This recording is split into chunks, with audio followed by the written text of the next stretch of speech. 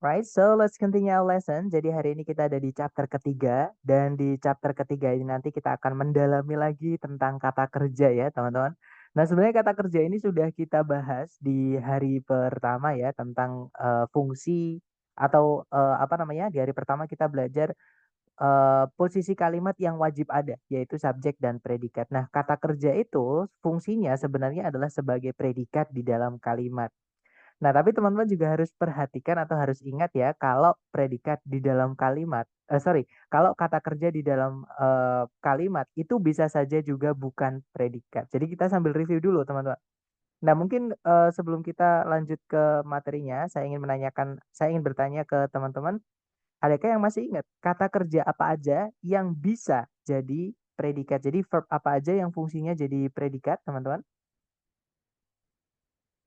Ada yang masih ingat? Perempuan. Verb one, betul, nice. Kemudian? Sepertinya di chat ya, teman-teman. Verb one, iya ada yang menjawab verb 2, betul. Verb 2 itu juga bisa jadi predikat, teman-teman. Kemudian juga auxiliary plus verb-nya, bukan cuma verb 1 ya, teman-teman. Jadi tergantung auxiliary-nya apa, nanti verb gandengannya apa. Nah, dan juga verb SES. Nah, ini adalah jenis-jenis kata kerja yang hanya bisa menjadi predikat atau yang fungsinya sebagai predikat. Jadi verb 1, verb SES, verb 2, atau auxiliary verb. Nah, tapi teman-teman juga harus ingat, ada kata kerja itu yang tidak bisa jadi predikat. Nah, apa aja teman-teman kata kerja yang tidak bisa jadi predikat? Masih ingat? Oke, nice. Ada verb 3 yang sebelumnya nggak pakai auxiliary ya. Ada juga verb ing yang sebelumnya nggak pakai auxiliary. Dan juga satu lagi teman-teman masih ingat? Iya, that's right. To verb one atau to infinitive itu ya. Jadi to verb satu itu juga bukan predikat. Jadi eh, saya menghindari penyebutan subjek verb karena eh, ada tujuannya ya, teman. Tujuan saya adalah supaya teman-teman bisa berfokus kalau tidak atau bisa tahu tidak semua kata kerja itu bisa jadi predikat. Jadi harus diteliti dulu kata kerja itu bentuknya bagaimana. Apakah verb satu, verb SES, verb 2 atau auxiliary verb atau verb 3, verb ing dan to verb satu. Karena ada yang bisa jadi predikat dan ada juga yang tidak. Nah, masalahnya di sini, teman-teman, dalam bahasa Inggris kan kita sudah tahu ya bentuk kata kerja itu bisa berubah-ubah. Nah, untuk membentuk kata kerja verb 2 dan verb 3 itu seringkali sama atau seringkali mirip gitu ya. Jadi membentuk verb 2 dari verb satu ataupun verb 3 dari verb satu itu biasanya verb satunya ditambahkan ed belakangnya, teman-teman. Contoh ya, misalnya kata kerja misalnya mencari atau meneliti gitu ya. Study, teman-teman. Meneliti. Nah, nanti verb 2-nya adalah studied. Verb 2 itu untuk lampau gitu ya. Atau verb 3-nya itu adalah study juga. Gitu ya, teman-teman. Nah, contoh lagi, misalkan menemukan. Teman-teman bisa pakai invent, juga bisa pakai discover. Oke, jadi invent itu verb 2-nya adalah invented. Verb 3-nya juga invented, teman-teman. Nah, discover juga sama. Discover, verb 2-nya discovered, verb 3-nya discovered. Pakai ed. Walaupun ada juga yang tidak pakai ed ya, teman-teman. Contohnya adalah melihat itu kalau pakai see itu verb 2-nya adalah saw, verb 3-nya adalah seen. Contohnya lagi membeli. Membeli itu adalah buy, verb 2-nya itu bought, verb 3-nya adalah bought. Nah, seperti misalkan go ya, teman-teman. Go itu verb satunya adalah go, verb 2-nya adalah went, verb 3-nya adalah gone. Oke.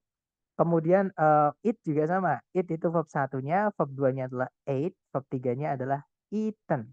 Nah, mungkin buat teman-teman nanti yang penasaran atau pengen tahu koleksi saya atau buat tambahan teman-teman gitu ya, catatan kata kerja apa aja sih yang pembentukannya tidak pakai ed atau kita nyebutnya irregular verb formation ya, pembentukan kata kerja yang irregular atau tidak teratur ya, teman-teman.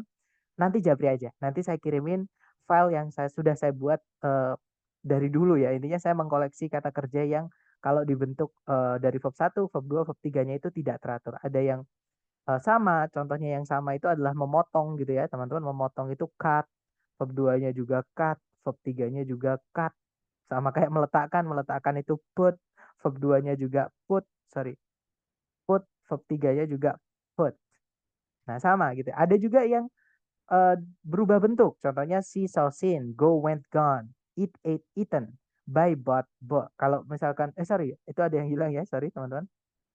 Buy, bought, bought. Nah, jadi nanti jawab aja, nanti saya kirimkan. Seperti itu. Nah, rice, rose, raisin.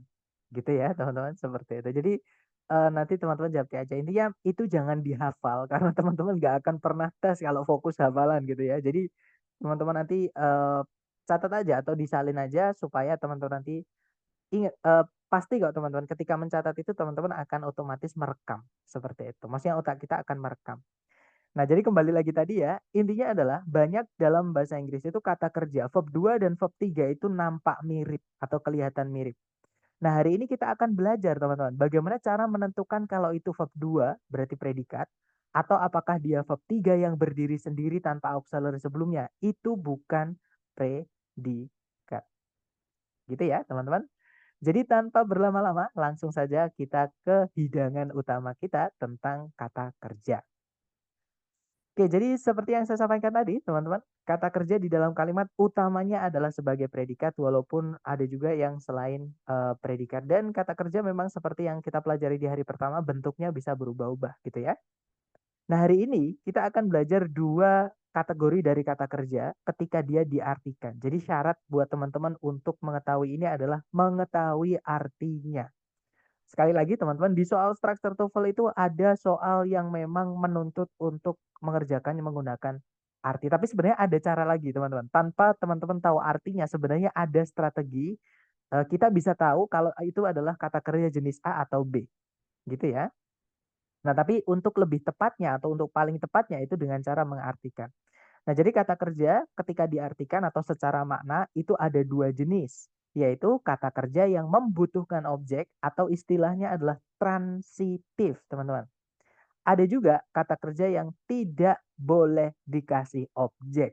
Istilahnya adalah intransitif. Hanya istilah, intinya teman-teman bisa paham kalau objek di dalam kalimat itu ternyata tidak wajib ada ya. Beda dengan subjek predikat yang wajib ada, teman-teman. Objek di dalam kalimat itu tidak wajib ada. Tergantung kata kerjanya, apakah butuh objek atau tidak. Karena ada yang butuh, ada yang tidak. Nah, untuk contoh kata kerja yang butuh objek ya, teman-teman. Nah, ini contoh saja, sebenarnya ada banyak banget, nggak akan habis kalau kita bahas dalam satu pertemuan. Jadi contohnya, misalnya ada kata refract, artinya kalau nggak salah itu membiaskan atau merefraksi, apa ya, ya membiaskan gitu ya, memantulkan cahaya gitu teman-teman. Emit artinya mengeluarkan atau memancarkan. Produce artinya menghasilkan. Obtain artinya mendapatkan. Cause artinya menyebabkan. Dan masih banyak lagi. Maksudnya butuh objek itu gini teman-teman. Misalkan nih kalau saya menyampaikan ke teman-teman sebuah informasi berbunyi seperti ini. Kemarin saya mendapatkan. Nah, kira-kira kalimat yang saya sampaikan ke teman-teman tadi sudah selesai atau belum teman-teman? Belum. Belum ya, pasti nanti teman-teman ada yang nungguin, kalau nggak gitu pasti bertanya. Mendapatkan apa, Sir? Nah, obtain atau mendapatkan gitu ya, itu salah satu jenis kata kerja yang butuh objek. Ya, jadi apa atau siapa, kalau tempatnya di setelahnya predikat, itu adalah objeknya kalimat, seperti itu. Atau objeknya predikatnya, seperti itu. Nah, kalau apa atau siapa yang tempatnya di sebelumnya subjek, nah itu, sorry, di sebelumnya predikat maksud saya itu adalah subjek. Jadi subjek sama objek itu sebenarnya dibuatnya sama, teman-teman. Dari kata benda atau dari kata ganti, seperti itu. Cuman beda tempat aja, gitu ya. Dan objek tidak wajib ada, sedangkan subjek di kalimat wajib ada, seperti itu. Nah, kemudian untuk contoh kata kerja yang tidak boleh dikasih objek, contohnya ada kata occur, artinya terjadi. Sama kayak happen, teman-teman. Tapi kalau di soal TOEFL itu saya nggak tahu kenapa yang sering keluar adalah kata occur. Mungkin ada levelnya ya, teman-teman. Occur ini mungkin dianggap lebih akademik. Makanya kalau di TOEFL sering dipakai kan TOEFL kan itu kan ranahnya akademik. Makanya topik-topiknya juga science gitu teman. Jadi kayak akademik juga bukan yang ngomongin tentang kehidupan pribadi penulis seperti itu. Itu ya. Nah, occur itu bisa punya dua arti. Bisa artinya terjadi sama kayak happen ya. Bisa juga artinya exist atau ada. Jadi bisa exist itu juga kata kerja loh teman-teman, bukan kata sifat ya. Jadi exist itu juga kata kerja. Sama, itu tidak butuh objek juga. Kemudian ada appear, artinya terjadi. Sorry, maksud saya appear itu muncul. Maaf teman-teman, atau nampak gitu ya. Kemudian ada fall, artinya jatuh atau terjatuh gitu ya. Beda loh teman-teman, jatuh dan menjatuhkan beda ya. Jatuh itu fall, kalau menjatuhkan itu drop. Jadi kalau kita mau bilang saya menjatuhkan bukunya, nah itu I dropped his book. Bukan I fall his book ya teman-teman, atau I fell his book, tapi I dropped his book. Seperti itu. Jadi beda walaupun mirip tapi beda. Fall itu tidak butuh objek, kalau drop butuh objek, dia masuk ke yang atas. Kemudian ada surge, artinya meningkat. React artinya bereaksi, sama kayak respond. Gitu ya. Dan masih banyak lagi, teman-teman. Oke, contohnya nih, misalkan saya mau pakai kata kerja occur, teman-teman. Sebuah kecelakaan yang besar terjadi kemarin. A big accident happened, occurred yesterday. Boleh sih sebagai happen juga nggak apa-apa, teman-teman, sinonim gitu ya. Jadi, a big accident occurred yesterday. Nah, itu nggak ada objek setelahnya. Setelah kata occurred langsung diikuti oleh keterangan waktu, yaitu yesterday. Nah, keterangan waktu juga boleh kita pindah di paling depan. Yesterday, a big accident occurred. Titik, gitu ya. Jadi, kata kerja occurred ini bisa langsung dikasih titik, nggak boleh dikasih objek. Memang nggak boleh dikasih objek. Kalau setelahnya mau dikasih sesuatu, ya keterangan. Seperti itu, teman-teman. Gitu ya. Nah, sekarang pertanyaannya adalah, loh Sir, kenapa kok kita harus tahu kata kerja itu ada yang butuh objek sama yang tidak butuh objek? Nah, jadi gini teman-teman. Kata kerja yang butuh objek di dalam kalimat itu dia bisa aktif, bisa pasif. Ya, aktif itu Jadi refract itu membiaskan, emit memancarkan, produce itu menghasilkan, obtain mendapatkan, cause itu menyebabkan gitu dan seterusnya. Gitu ya, dan dia harus dikasih objek. Dan bentuknya aktif dalam bahasa Inggris itu hampir semua kata kerja yang teman-teman temui dan yang sudah kita pelajari selama ini itu semuanya aktif, teman-teman. Verb 1 itu aktif. Verb SES itu aktif. Verb 2 itu aktif. Auxiliary verb itu aktif. Verb ing itu aktif. To verb 1 itu aktif. Bedanya kalau verb ing sama to verb 1 bukan predikat ya. Jadi yang tebel ini predikat, yang tipis bukan predikat, teman-teman. Nah, cuman mereka semua aktif. Gitu ya. Nah, kalau dia termasuk ke dalam yang butuh objek ya harus dikasih objek. Nah, tapi kata kerja yang butuh objek ini bisa kita bentuk pasif, teman-teman. Pasif itu di. Jadi nanti subjeknya itu tidak melakukan apa-apa, justru subjeknya itu korban. Jadi di gitu ya, caranya mengucapkan kata kerja di dalam bahasa Inggris. Nah, rumusnya pasif itu cuma dua ya, yaitu kalau di predikat hanya to be yang diikuti oleh verb 3, teman-teman. Nah, kalau yang bukan di dalam predikat adalah verb 3 yang berdiri sendiri. Dan ada informasi tambahannya, yaitu kata kerja yang butuh objek, kalau sudah kita bentuk menjadi pasif atau dibentuk menjadi be verb 3 ataupun verb 3 yang berdiri sendiri, maka tidak boleh lagi dikasih objek. Jadi awalnya butuh objek, kalau aktif ya harus dikasih objek. Tapi kalau sudah dibentuk pasif, yaitu be verb 3 ataupun verb 3 yang berdiri sendiri, jangan lagi dikasih objek setelahnya. Jadi objeknya hilang. Gitu ya teman-teman. Nah, sedangkan untuk kata kerja yang tidak membutuhkan objek, dia hanya bisa aktif alias tidak memiliki bentuk be verb 3 ataupun verb 3 yang berdiri sendiri. Jadi gini maksud saya teman-teman. Kalau teman-teman menemukan di pilihan ganda, misalkan teman-teman menemukan kata occurred gini ya, berdiri sendiri seperti ini, nggak ada auxiliary sebelumnya, itu sudah fix verb 2, bukan verb 3. Ya. Kenapa? Karena memang kata kerja yang tidak butuh objek, contohnya occur, itu itu tidak bisa pasif atau hanya bisa aktif. Jadi dia tidak memiliki bentuk be verb 3 ataupun verb 3 yang berdiri sendiri. Gitu ya. Sedangkan yang akhirannya ed kan cuma dua, teman-teman. Kalau nggak verb 3 yang verb 2. Nah, karena sorry maaf, bukan verb 3, saya salah nulis, teman-teman. Nah, sedangkan untuk kata kerja yang tidak butuh objek itu tidak memiliki be verb 3 ataupun verb 3 yang berdiri sendiri. Jadi ya sudah bentuknya pasti verb 2. Gitu ya, teman-teman. Nah, itu tadi sebenarnya materi kita untuk hari ini sudah selesai.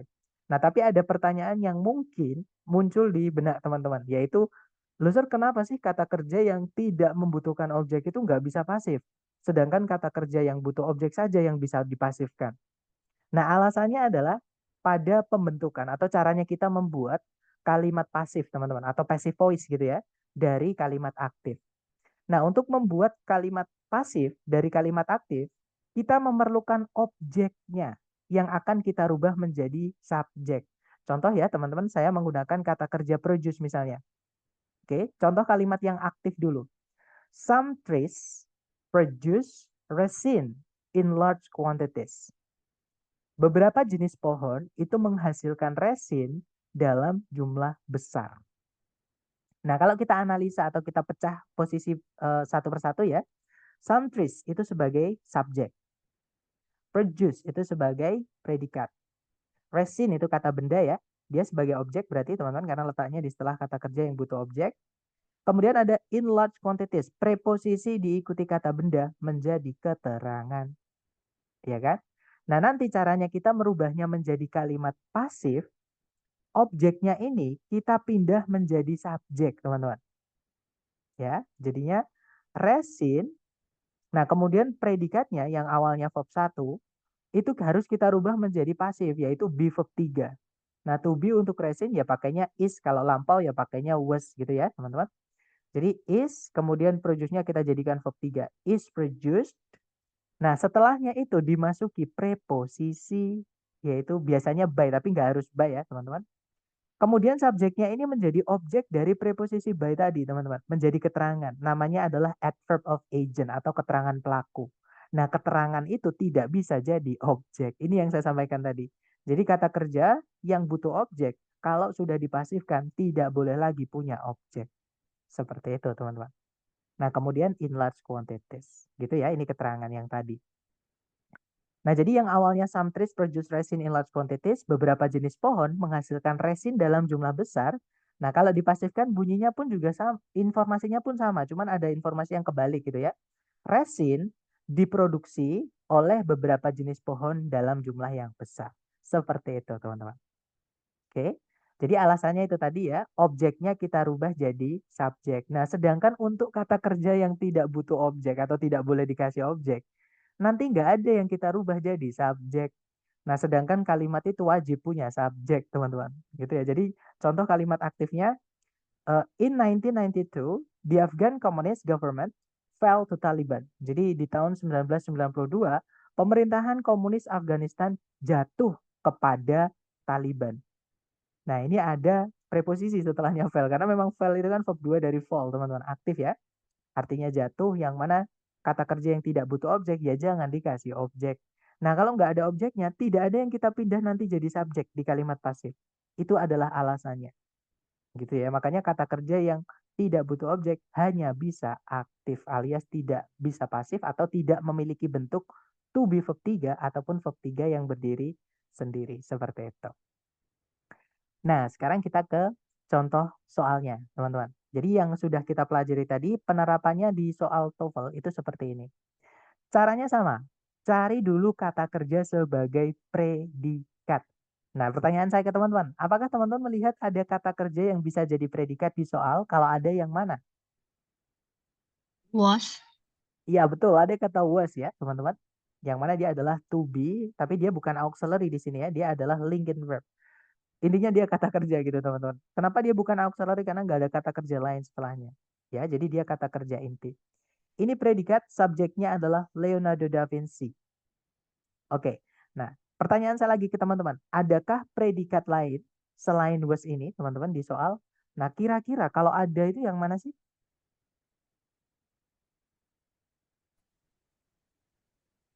To design. Em, jangan lupakan ini, Miss. Ya, Oh, jadi to design itu bentuknya apa? Masih ingat nggak? Atau buat teman-teman yang lain, to design itu bentuknya apa, teman-teman? Kenapa dia saya bilang tadi nggak bisa jadi predikat? Betul, dia adalah to verb 1. Ya, seperti yang disampaikan Mr. Rio dan Miss SK. Seperti itu. Nah, to verb 1 itu nggak bisa jadi predikat, teman-teman. Ada 3 kata kerja yang tidak bisa jadi predikat. Verb 3 tanpa auxiliary sebelumnya, verb ing tanpa auxiliary sebelumnya, dan juga to verb 1. Itu keterangan ya, to verb 1 itu. Karena dia diawali preposisi, teman-teman. Cuman bedanya kalau to itu memang preposisi yang agak lain gitu, agak bandel gitu, teman-teman. Karena dia setelahnya diikuti verb 1. Sedangkan untuk preposisi yang umumnya, Itu nggak boleh diikuti verb 1. Seperti itu. Gitu ya. Nah, tapi apapun preposisinya itu adalah nanti membentuk keterangan. Seperti itu. Nah, keterangan nggak bisa jadi predikat. Nah, berarti nggak ada predikat ya, teman-teman di sini. Artinya predikatnya cuma was saja. Dan di soal pun tidak ada conjunction yang menghubungkan dua subjek, dua predikat. Teman-teman jangan terjebak sama fanboys ini ya. Karena fanboys ini sebelumnya nggak ada satu komanya. Masih ingat fanboys itu kalau dia menghubungkan dua subjek, dua predikat, sebelumnya harus ada komanya. Itu ya, for-nya juga sama, itu nggak ada koma sebelumnya. Setelahnya pun juga nggak ada subjek predikat. Oke, jadi itu ada. Jadi for-nya ini preposisi, teman-teman, bukan conjunction. Kalau fanboys-nya di sini, yang N-nya di sini, ini hanya menghubungkan objek dari preposisi of itu ya, artis sama engineers. N yang di sini menghubungkan objek dari design, yaitu war machine sama fortification. Seperti itu. Oke, nah berarti kalimat sudah lengkap, teman-teman. Kalau kalimat sudah lengkap, boleh nggak yang alfa ini kita masukkan ke dalam titik-titik, teman-teman?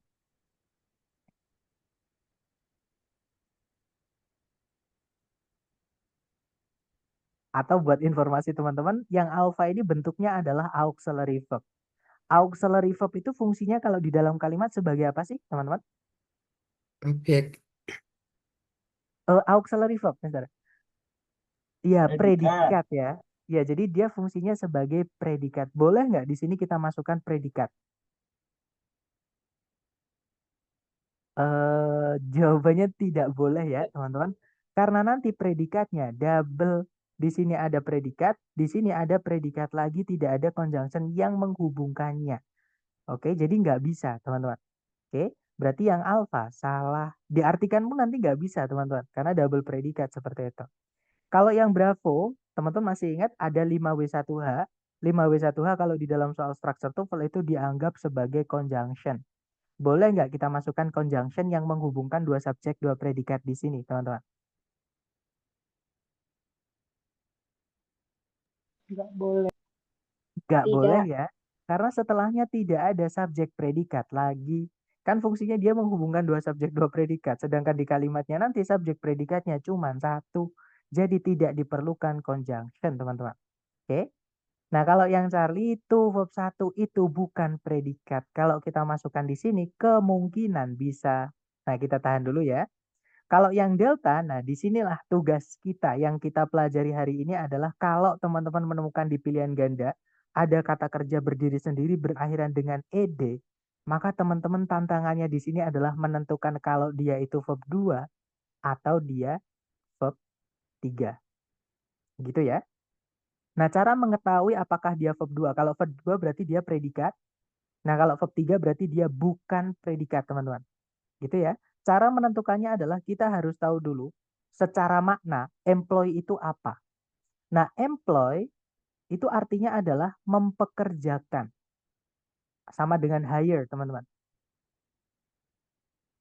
Nah, pertanyaan saya ke teman-teman, mempekerjakan itu butuh objek atau tidak?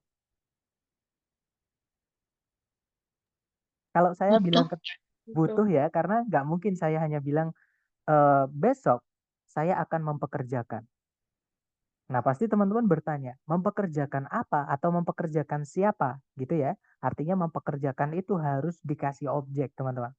Sekarang pertanyaan lagi ke teman-teman. Di setelah titik-titik pas, itu ada objeknya nggak sih, teman-teman? Itu objek bukan? Di setelah titik-titik pas itu objek bukan? Bisa jadi objek. To design. Jadi to design itu adalah preposisi diikuti verb 1. Ininya verb 1, verb 1 ya, teman-teman. Nah, preposisi itu fungsinya sebagai keterangan. Keterangan itu nggak boleh, teman-teman, jadi objek. Ya, yang bisa jadi objek itu sama dengan subjek, yaitu kata benda atau kata ganti. Gitu ya. Nah, artinya di sini kita belum punya objek. Ya. Nah, padahal kata kerja employ itu butuh objek. Kalau nggak ada objeknya, berarti dia pasif. Nah, sekarang pertanyaan saya ke teman-teman nih. Berarti employ di situ itu verb 2 atau verb 3, teman-teman? Iya, dia adalah verb 3 ya, pasif, teman-teman. Nah, kalau dia verb 3 karena dia bukan predikat, Artinya dimasukkan ke sini bisa karena kita memang tidak butuh predikat. Nah, tantangan kita sekarang menentukan apakah Charlie atau Delta. Cara menentukannya ya kembali lagi tadi teman-teman. Ada objeknya tidak. Karena bedanya Charlie sama Delta, yang Charlie itu aktif teman-teman, ya. Yang Delta itu pasif. Oke. Nah, kalau aktif, kata kerja yang butuh objek itu harus ada objeknya. Kalau nggak ada objeknya, harus dipasifkan. Tadi kita sudah cek tidak ada objeknya. Berarti kita cari yang pasif, teman-teman. Gitu ya. Atau teman-teman penasaran, loh Sir, kenapa sih kok kita harus carikan yang pasif kalau nggak ada objeknya? Nah, sekarang coba teman-teman dengarkan ya. Kita artikan aja, kita coba masukkan yang Charlie di titik-titik sama yang Delta di titik-titik. Kira-kira yang lebih masuk akal atau yang lebih enak didengar yang mana? Gitu ya. Nah, kita masukkan yang Charlie dulu. Kalau diartikan nanti, Leonardo da Vinci adalah salah satu dari seniman-seniman dan insinyur-insinyur untuk mempekerjakan, untuk mendesain mesin-mesin perang inovatif dan perbentengan untuk kampanye militer selama hidupnya. Itu kalau yang Charlie. Bandingkan dengan yang Delta, Leonardo da Vinci adalah salah satu dari seniman-seniman dan insinyur-insinyur yang dipekerjakan untuk mendesain mesin-mesin perang inovatif dan perbentengan untuk kampanye militer selama hidupnya. Kira-kira yang lebih masuk akal atau yang lebih enak yang mana, teman-teman?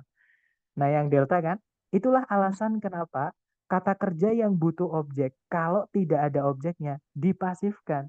Karena tadi yang saya mencontohkan ya, misalkan mempekerjakan, kalau saya bilang, besok saya akan mempekerjakan. Nah, mempekerjakan siapa? Kan nggak selesai. Jadi, lebih enak besok saya akan dipekerjakan. Maksudnya saya diterima kerja. Seperti itu, teman-teman. Gitu ya. Jadi, itu adalah supaya kalimat itu apa ya sampai atau informasi lengkap, maka teman-teman harus memperhatikan apakah harus aktif atau harus pasif. Nah, caranya itu tadi. Jadi jawaban yang tepat adalah yang delta. Gitu ya, teman-teman. Terus ada pertanyaan tadi, Sir, employee itu bukannya karyawan ya? Betul, employee kalau E-nya 2 ya, teman-teman. Maksudnya E di akhir, bukan E semuanya. Employee itu artinya karyawan, dia kata benda. Oke? Nah, kalau employer itu adalah kata kerja yang ditambahkan dengan ER. Sama kayak sing itu menyanyi. Ditambahkan ER jadi penyanyi, itu kata benda. Nah, employ itu kata kerja ditambahkan ER jadi kata benda. Orangnya yang melakukan. Jadi employer itu artinya adalah majikan atau bos. Seperti dia juga kata benda manusia juga ya, teman-teman. Atau kita cek di kamus, karena sekali lagi memang konsultasi vocab adalah di kamus, teman-teman. Nah, employee kalau kita cek di kamus dia adalah kata benda, ya. Nah, tapi di soal tadi bukan employee ya. Di soal tadi adalah employ yang diedekan. Jadi dia adalah kata kerjanya, seperti itu. Nah, biasanya itu ada verb table, teman-teman. Cuman nggak selalu ada gitu ya. Oh, ada, ternyata di bawah ada. Jadi kalau teman-teman pengen melihat bentuk kata kerjanya, jadi itu ada di verb table. Kalau teman pengen nyari di bagian ini ya. Jadi verb table, sorry. Nah, di situ ada bentuk sederhana. Bentuk sederhana itu, sebentar. Oh, bentuk sederhana sama continuous. Jadi, gimana ya ngomongnya, teman-teman? Bentuk sederhana itu sebenarnya bisa dibilang apakah present sama past gitu aja ya. Jadi, employ atau employs. Seperti itu. Kalau lampau ya employed. Nah, kalau dia pakai have kan verb 3 setelah. Jadi, have employed atau has employed. Atau had employed. Itu perfect, teman-teman. Caranya bilang sudah. Nah, kalau future menggunakan modal will atau shall juga bisa, will employ. Nah, will have, nah karena ada have, maka employ setelahnya verb 3. Nah, itu nanti kita bahas di belakang ya, teman-teman. Kalau continuous itu caranya bilang sedang. Jadi pakainya verb ing semua dan pasti ada to be-nya sebelumnya. Jadi am employing, was employing, have been employing, has been employing. Jadi been itu to be, teman-teman. Gitu ya. Jadi ini adalah bentuk-bentuk kata kerja ketika di dalam kalimat. Tapi sama sih dengan yang saya sampaikan ya. Jadi verb 1 atau verb SIS, verb 2 atau auxiliary verb. Nah, cuman auxiliary verb ini banyak. Ada yang have verb 3, ada yang modal verb 1, ada yang be verb ing, dan ada juga yang pasif. Ada nggak di sini? Oh, yang pasif nggak ada, teman. Tapi pasif itu rumusnya be verb 3. Gitu ya. Intinya auxiliary verb. Kemudian ada pertanyaan dari Mr. Ahmad Zidan, mau tanya untuk verb 2 apa selalu predikat? Verb 2 itu hanya bisa jadi predikat, teman-teman. Oke, jadi jawabannya iya. Dan apakah verb 3 yang berdiri sendiri tanpa auxiliary sebelumnya bukan predikat? Jawabannya iya. Nah, tapi kalau verb 3 sebelumnya ada auxiliary-nya, contohnya yang teman-teman sedang lihat sekarang ya. Sorry, yang di atas tadi, teman-teman. Nah, ini contohnya adalah have employed. Itu predikat. Has employed itu predikat dan dia aktif ya karena pakainya bukan to be, teman-teman. Nah, kalau be verb 3 tapi di sini nggak ada yang pasif, teman-teman, ya. Nggak ada bentuk contoh pasifnya. Tapi di contoh harusnya ada sih gitu ya. Jadi nanti kita cek di contoh. Jadi kalau ada is employed misalkan. Nah, itu juga predikat karena verb 3-nya ada auxiliary-nya. Gitu ya. Jadi nggak ada conditional, itu sudah fix, teman-teman. Bentuk auxiliary verb itu hanya bisa jadi predikat seperti itu. Sedangkan kalau verb 3 berdiri sendiri tanpa auxiliary tidak bisa jadi predikat. Nah, untuk contohnya coba kita cek di soal ya, teman-teman. Maksud saya di contoh maksud saya. Coba kita cari yang bentuk pasif. Nah, ini ada, teman-teman. Kelly is employed as a mechanic. Ini predikat is employed karena auxiliary verb. Materi kita hari pertama ya, auxiliary verb itu predikat seperti itu. Gimana? Mungkin ada pertanyaan?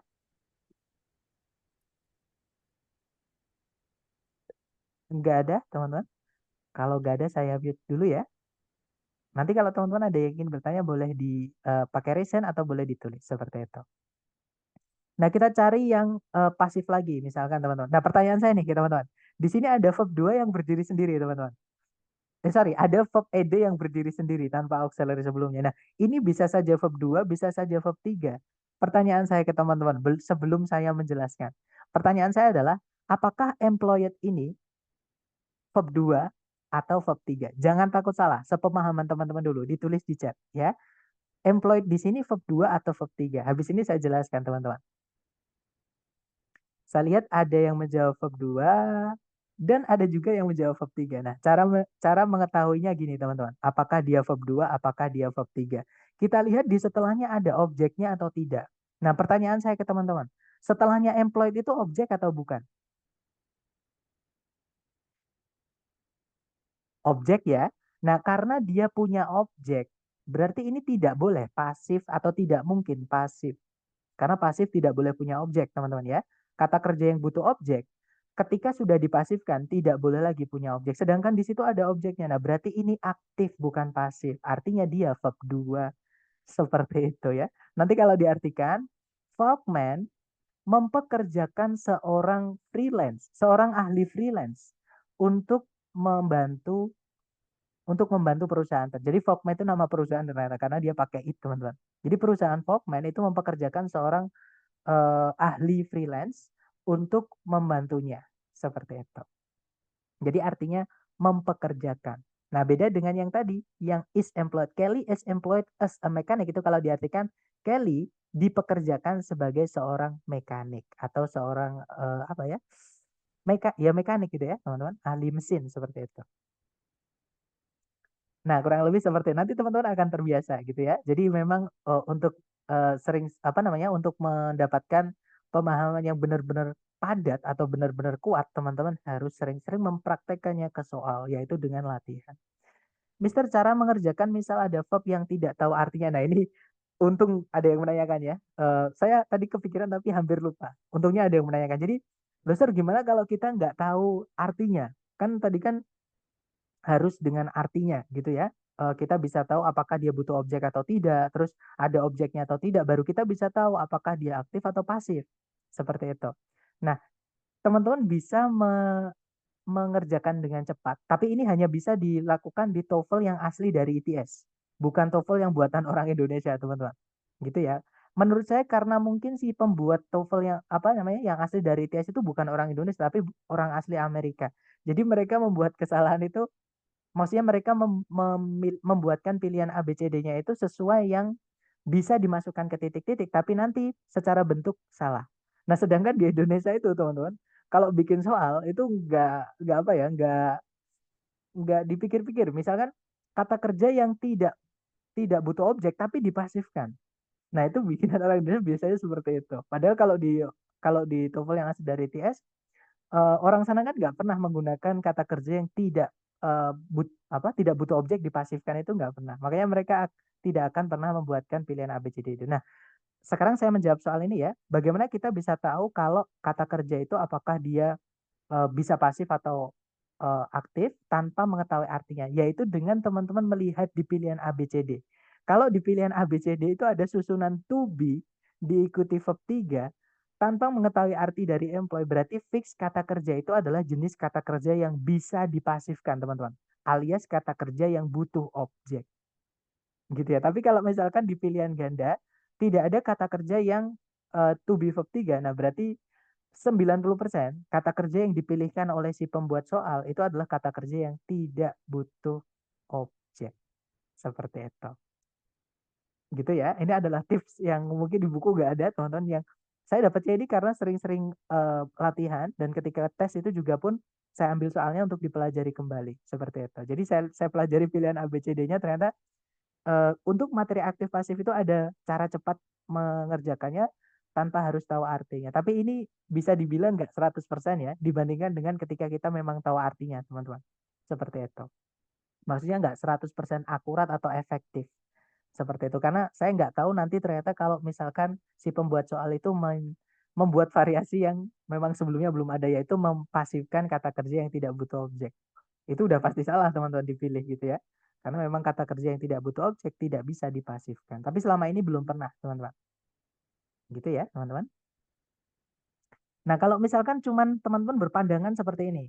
Mister, kalau misalnya bisa nggak kalau saya menganggap di setelah titik-titik tidak ada objeknya, berarti itu harus pasif? Jawabannya tidak bisa, teman-teman. Karena teman-teman kalau menggunakan pemahaman tersebut, artinya teman-teman lupa bahwa ada kata kerja yang tidak butuh objek.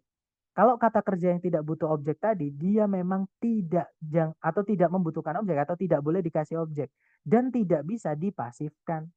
Seperti itu. Gitu ya. Jadi memang eh, caranya satu-satunya tadi, teman-teman, dengan cara mengartikan butuh objek atau tidak. Kalau misalkan butuh, ada objeknya atau tidak. Nah, kalau ada berarti harus aktif, kalau tidak ada berarti harus pasif. Nah, tapi kalau kata kerjanya itu memang tidak butuh objek, ya dia hanya aktif gitu ya, hanya bisa aktif, teman-teman, dan jangan dikasih objek, seperti itu. Gitu ya, teman-teman.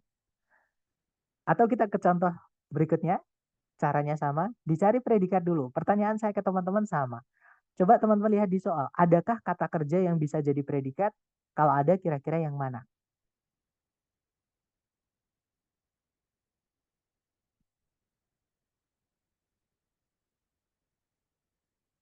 Oke, betul. Di situ ada verb 1, yaitu use, ya, teman-teman. Subjeknya jelas, di situ kata benda sebelumnya, molecular biologist. Hati-hati dengan genetics, teman-teman. Dia memang kata benda tapi tidak bisa jadi subjek. Oke, karena ada koma di situ. Subjek predikat itu nggak boleh dipisah 1 koma. Kalau dipisah 2 koma malah boleh, teman-teman. 3 koma malah boleh. Tapi kalau 1 koma nggak boleh. Karena informasi subjek predikat itu sama-sama pentingnya. Gitu ya. Nah, nanti biasanya yang memisah 2 koma, informasi di tengah-tengahnya 2 koma itu adalah apositif atau yang biasa kita sebut informasi tambahan yang tidak nyambung dengan informasi inti. Alias kalau kita hapus nggak masalah, nggak ada yang hilang gitu ya. Seperti itu. Nah, di soal tidak ada predikat lagi, juga tidak ada conjunction yang menghubungkan dua subjek, dua predikat, berarti kalimat ini sudah lengkap. Cuman di sebelum koma ini ada kata benda yang nggak boleh, teman-teman ya. Kata benda ini fungsinya sebagai apa ini nggak jelas.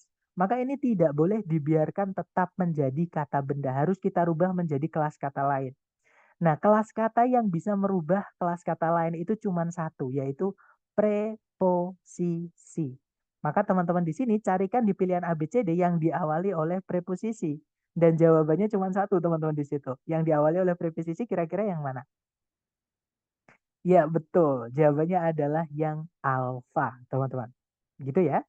Kalau yang bravo, nah di situ ada ed lagi. Pertanyaan saya ke teman-teman. Di setelah titik-titik ada objeknya. Berarti ed ini verb 2 atau verb 3?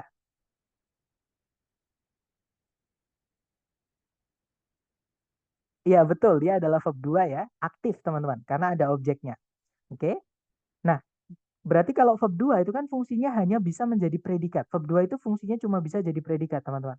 Boleh nggak kita masukkan predikat lagi di sini?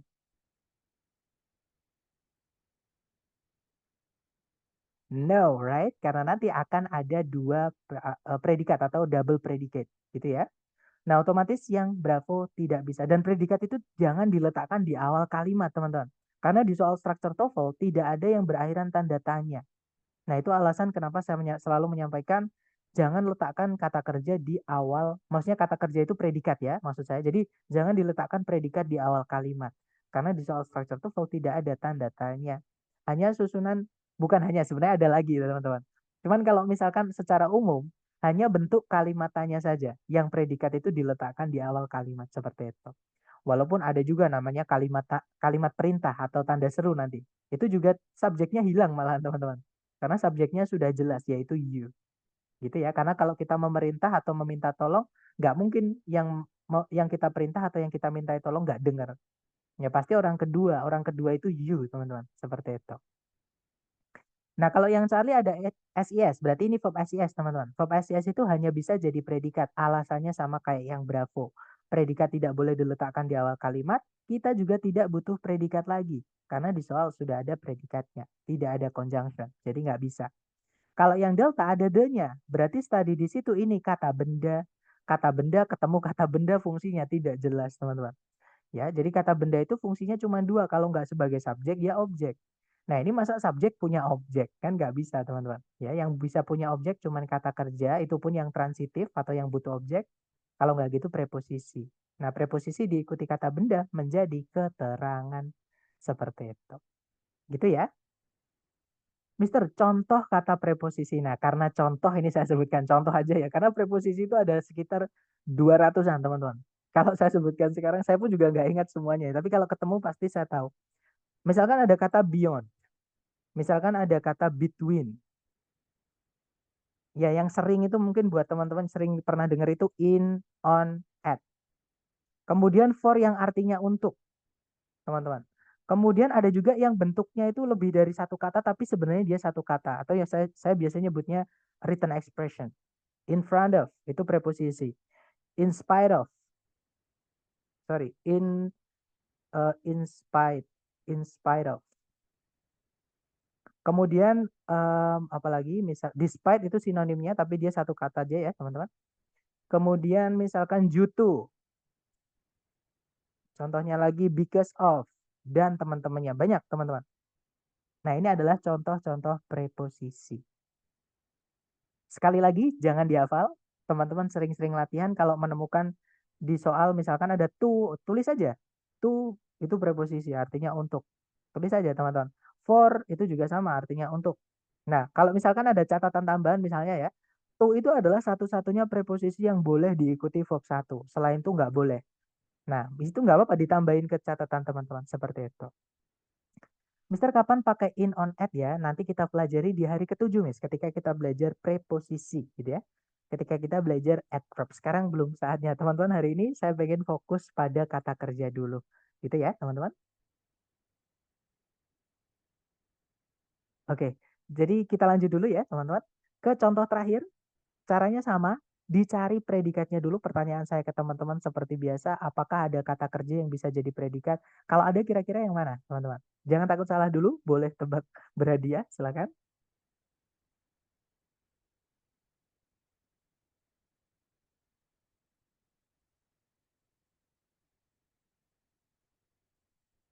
Ya, di situ ada kata supports. Supports itu verb SIS dan verb SIS di situ artinya bisa menjadi predikat. Subjeknya adalah consuming foods. Nah, verb ing itu salah satu fungsinya dia menjadi kata benda, teman-teman. Ya. Nah, namanya kalau teman-teman pengen cari ya, namanya itu adalah gerund. Tulisannya gerund, teman-teman. Jadi gerund itu apa? Misalkan teman-teman juga menemukan di buku gitu ya. Takutnya teman-teman belajar dari buku yang dikasih dari lembaga. Nah, gerund itu adalah kata benda, tapi dibuatnya itu bukan dari murni kata benda. Dia itu dibuatnya dari kata kerja yaitu verb ing. Jadi salah satu verb ing fungsinya itu adalah menjadi kata benda di dalam kalimat sebagai gerund itu. Oke, teman-teman. Nah, contohnya consuming foods. Dan gerund itu selalu dianggap tunggal, teman-teman. Makanya verbnya pakai verb SES. Kemudian tidak ada predikat lagi, juga tidak ada conjunction yang menghubungkan dua subjek, dua predikat, teman-teman. Artinya kalimat sudah lengkap. Oke? Berarti di titik-titik di situ, kita tidak boleh masukkan predikat lagi. Pertanyaan saya ke teman-teman, yang alfa ini boleh nggak, teman-teman? Nggak boleh ya, karena nanti predikatnya double. Seperti itu. Di soal sudah ada predikat, supports. Di situ ada objeknya juga. Karena dia aktif, ya. Verb SES itu aktif, teman-teman. Seperti itu. Nah, dan karena dia predikat, contains itu predikat, nanti predikatnya double. Nggak ada fanboys di situ, nggak bisa. Ada dua predikat, ya. Kalau yang Bravo, nah sekarang sama. Ada ed di, apa namanya, di pilihan, teman-teman.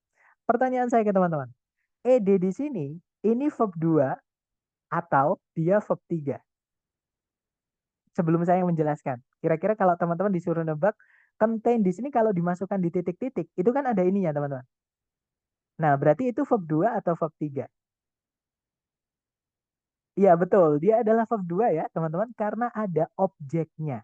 Teman-teman masih ingat, kata kerja kalau sudah dipasifkan tidak boleh ada objeknya. Nah, sedangkan di sini ada objeknya, berarti dia aktif bukan pasif, teman-teman. Ya. Nah, artinya contain di sini artinya mengandung. Nah, ada objeknya. Berarti dia verb 2. Verb 2 itu hanya bisa jadi predikat. Kita tidak bisa memasukkan predikat lagi di sini karena nanti predikatnya double. Gitu ya, teman-teman. Nah, kalau yang Charlie containing. Nah, containing itu kata kerja yang tidak bisa jadi predikat. Dan kita tadi memang tidak butuh predikat. Ya kan? Berarti yang Charlie kemungkinan bisa. Kita tahan dulu, teman-teman. Kalau yang delta, ada subjek, ada predikat lagi. Boleh nggak kita masukkan di sini, teman-teman? Kalau nggak boleh, alasannya kenapa? Nah, sudah saya dulu kan? Tidak, no. Alasannya kenapa, teman-teman? Nah, alasan kenapa tidak boleh dimasukkan subjek predikat lagi? Iya, betul. Karena bisa dibilang karena kelebihan subjek predikat ya. Atau, nah, ini yang saya tunggu. Karena tidak ada conjunction. Kalau kita mau memasukkan lebih dari satu subjek predikat di dalam kalimat, kita butuh conjunction, terutama conjunction yang menghubungkan dua subjek, dua predikat.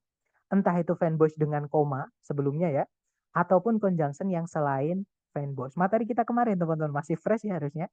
Jadi kalimat itu tidak boleh ada lebih dari satu subjek predikat kalau tidak ada conjunction. Nah, di soal nggak ada conjunction, di delta juga nggak ada conjunction. Artinya delta tidak bisa. Nah, jadi jawabannya yang Charlie, teman-teman.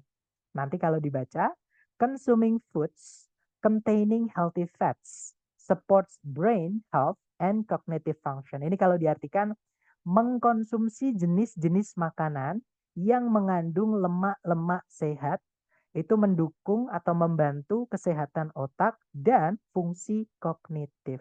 Seperti itu, teman-teman. Nah, kemudian ada pertanyaan, contoh kalau kalimat itu dikasih conjunction gimana ya, Zat? Apakah bisa? Maksudnya gitu ya. Buat contoh saja. Sangat bisa. Atau mungkin gini, sebelum saya bikin contoh, teman-teman bebas. Coba ditulis, teman-teman sebutkan aja salah satu conjunction yang teman-teman masih ingat kemarin apa? Ditulis di chat ya, bebas. Satu aja, teman-teman. Nanti kita buat contoh. Oke, for yang artinya apa kemarin? For itu fanboys, yang artinya apa, teman-teman?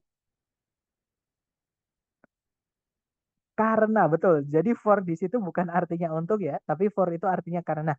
Mari kita bikin contoh menggunakan karena, teman-teman. Dan karena fanboys itu hanya bisa diletakkan di tengah, maka karenanya kita taruh di tengah. Contohnya gini, saya menyukai, misalkan ya, contoh aja teman, saya menyukai Doraemon karena dia biru, warnanya biru gitu misalkan. Saya suka Doraemon karena dia biru. Nah, ini kalau diinggriskan, I like, sorry, Doraemon D-nya besar ya, maaf teman-teman, karena dia nama. I like Doraemon, jangan lupa koma, kalau fanboys itu menghubungkan dua subjek, dua predikat harus pakai koma.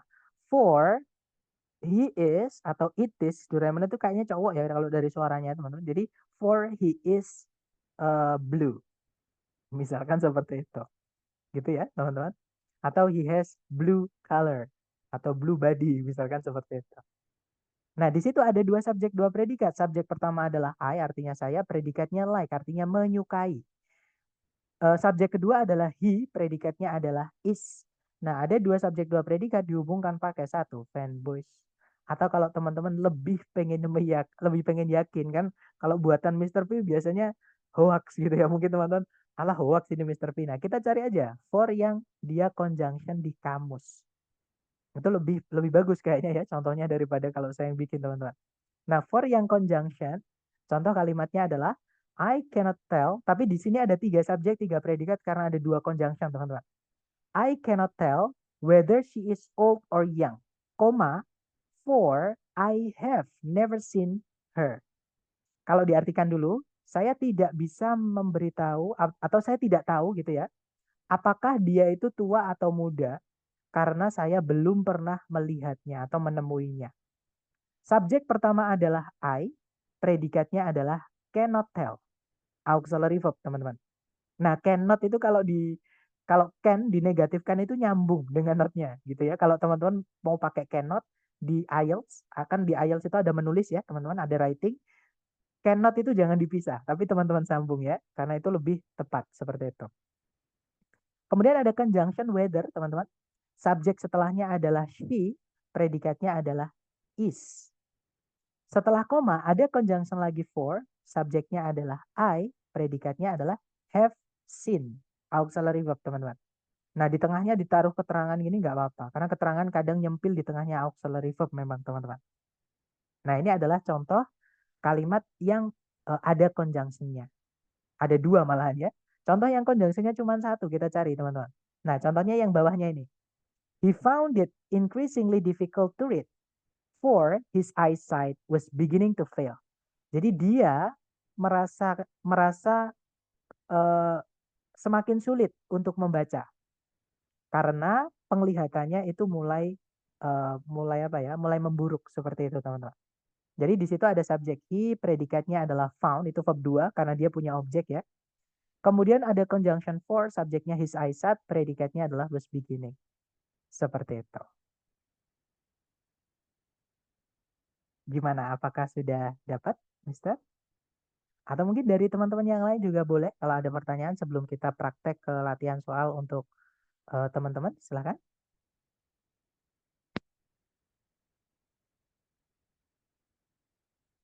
Sepertinya aman ya, tidak ada pertanyaan. Oke deh, kalau gitu kita ke latihan buat teman-teman. Seperti biasa, teman-teman coba dulu, salah nggak apa-apa, beda dengan jawaban teman-teman juga yang lain nggak apa-apa ya. Yang pasti teman-teman kerjakan sesuai pemahaman teman-teman. Nanti kita akan konfirmasi dengan membahasnya bareng. Oke, silahkan. Di sini ada satu soal, waktunya 30 detik dimulai dari sekarang. Silahkan teman-teman.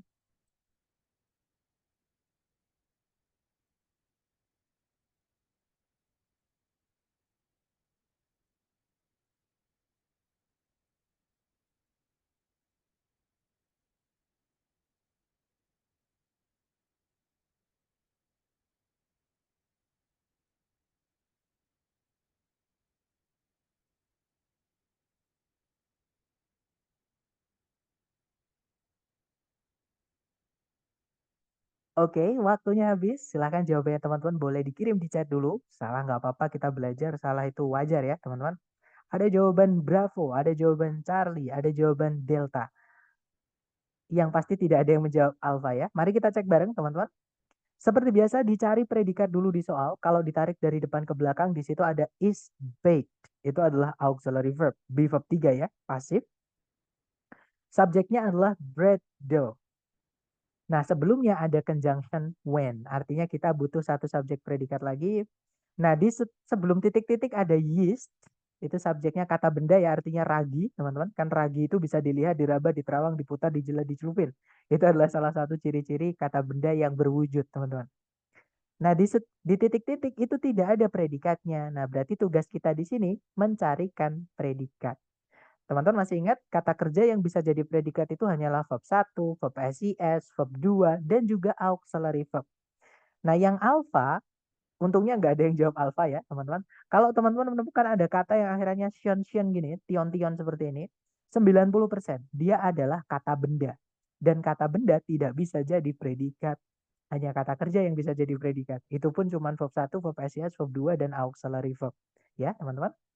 Nah, jadi antara Bravo, Charlie, Nah, antara Bravo sama Charlie, teman. Karena yang delta itu juga sama. Verb ing sebelumnya nggak ada auxiliary-nya, tidak bisa jadi predikat. Sedangkan tadi kita butuh predikat. Gitu ya.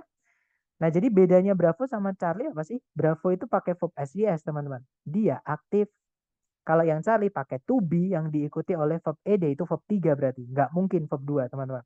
Karena verb 2 tidak boleh pakai auxiliary. Gitu ya. Nah, dia pasif. Nah, untuk mengetahui kita butuhnya aktif sama pasif dengan melihat ada objek atau tidak. Karena kata kerja ferment artinya mengfermentasikan atau memfermentasi. Dia butuh objek. Nah, pertanyaan saya ke teman-teman nih, di setelah titik-titik itu ada objeknya nggak sih, teman-teman? Ada ya. Nah, berarti di situ harus dicarikan yang aktif. Nah, berarti jawabannya teman-teman sudah tahu semua. Jawabannya adalah yang Bravo. Betul, teman-teman. Gitu ya. Nanti kalau diartikan gini, teman-teman. Ketika adonan kue dikukus, ragi itu mengfermentasi gula-gulanya atau jenis-jenis gula di dalam adonannya. Seperti itu, teman-teman. Gitu ya. Very well, let's go on. Kita lanjut ya, teman-teman. Ke nomor berikutnya, jangan takut salah. 30 detik dimulai dari sekarang. Silahkan, teman-teman.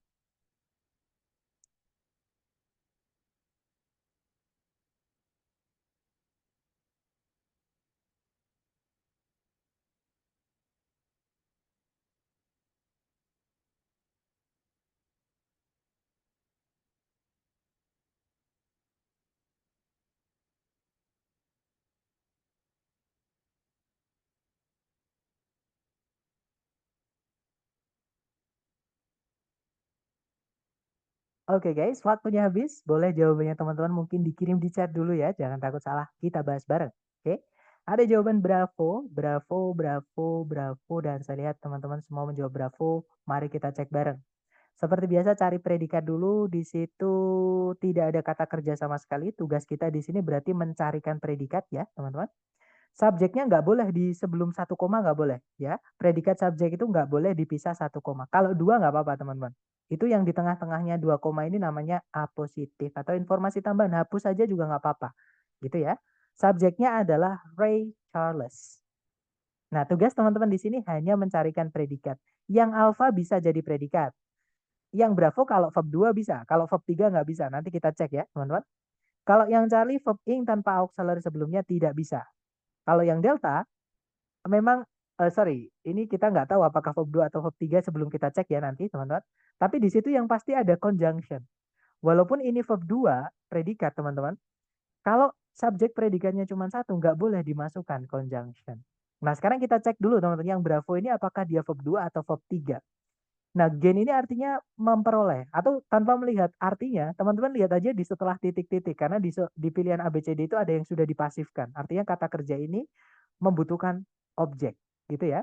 Pertanyaan saya teman-teman di soal itu setelah titik-titik ada objeknya nggak sih, teman-teman? Ada ya, prominence. Ada ENCE. Kalau teman-teman menemukan ada kata yang berakhiran ENCE, 70%. Dia adalah kata benda. Oke. Nah, berarti itu adalah objek. Nah, karena ada objeknya, kita butuhnya adalah yang aktif. Berarti gain ini aktif ya, dia verb 2, teman-teman. Dan verb 2 itu hanya bisa jadi predikat. Nah, bedanya alfa sama bravo, alfa pasif padahal ada objeknya. Alfa nggak bisa, teman-teman. Pasif itu tidak boleh dikasih objek ya. Nah, kalau yang bravo, gain itu aktif karena ada objeknya, dia verb 2. Nanti kalau diartikan, Ray Charles, seorang pencetus dari musik soul, mendapatkan atau memperoleh prominence itu pengaruh kuat gitu ya teman-teman di tahun 1950 atau mendapatkan nama baik atau nama apa ya bahasa yang enak itu kayak naik daun gitu teman. Jadi gain prominence itu naik daun. Jadi Ray Charles seorang pencetus musik soul naik daun di tahun 1950 atau mendapatkan popularitas gitu ya. Kita lanjut lagi ke nomor berikutnya. Silahkan, semakin teman-teman sering mencoba akan semakin terbiasa. 30 detik dimulai dari sekarang, silahkan teman-teman.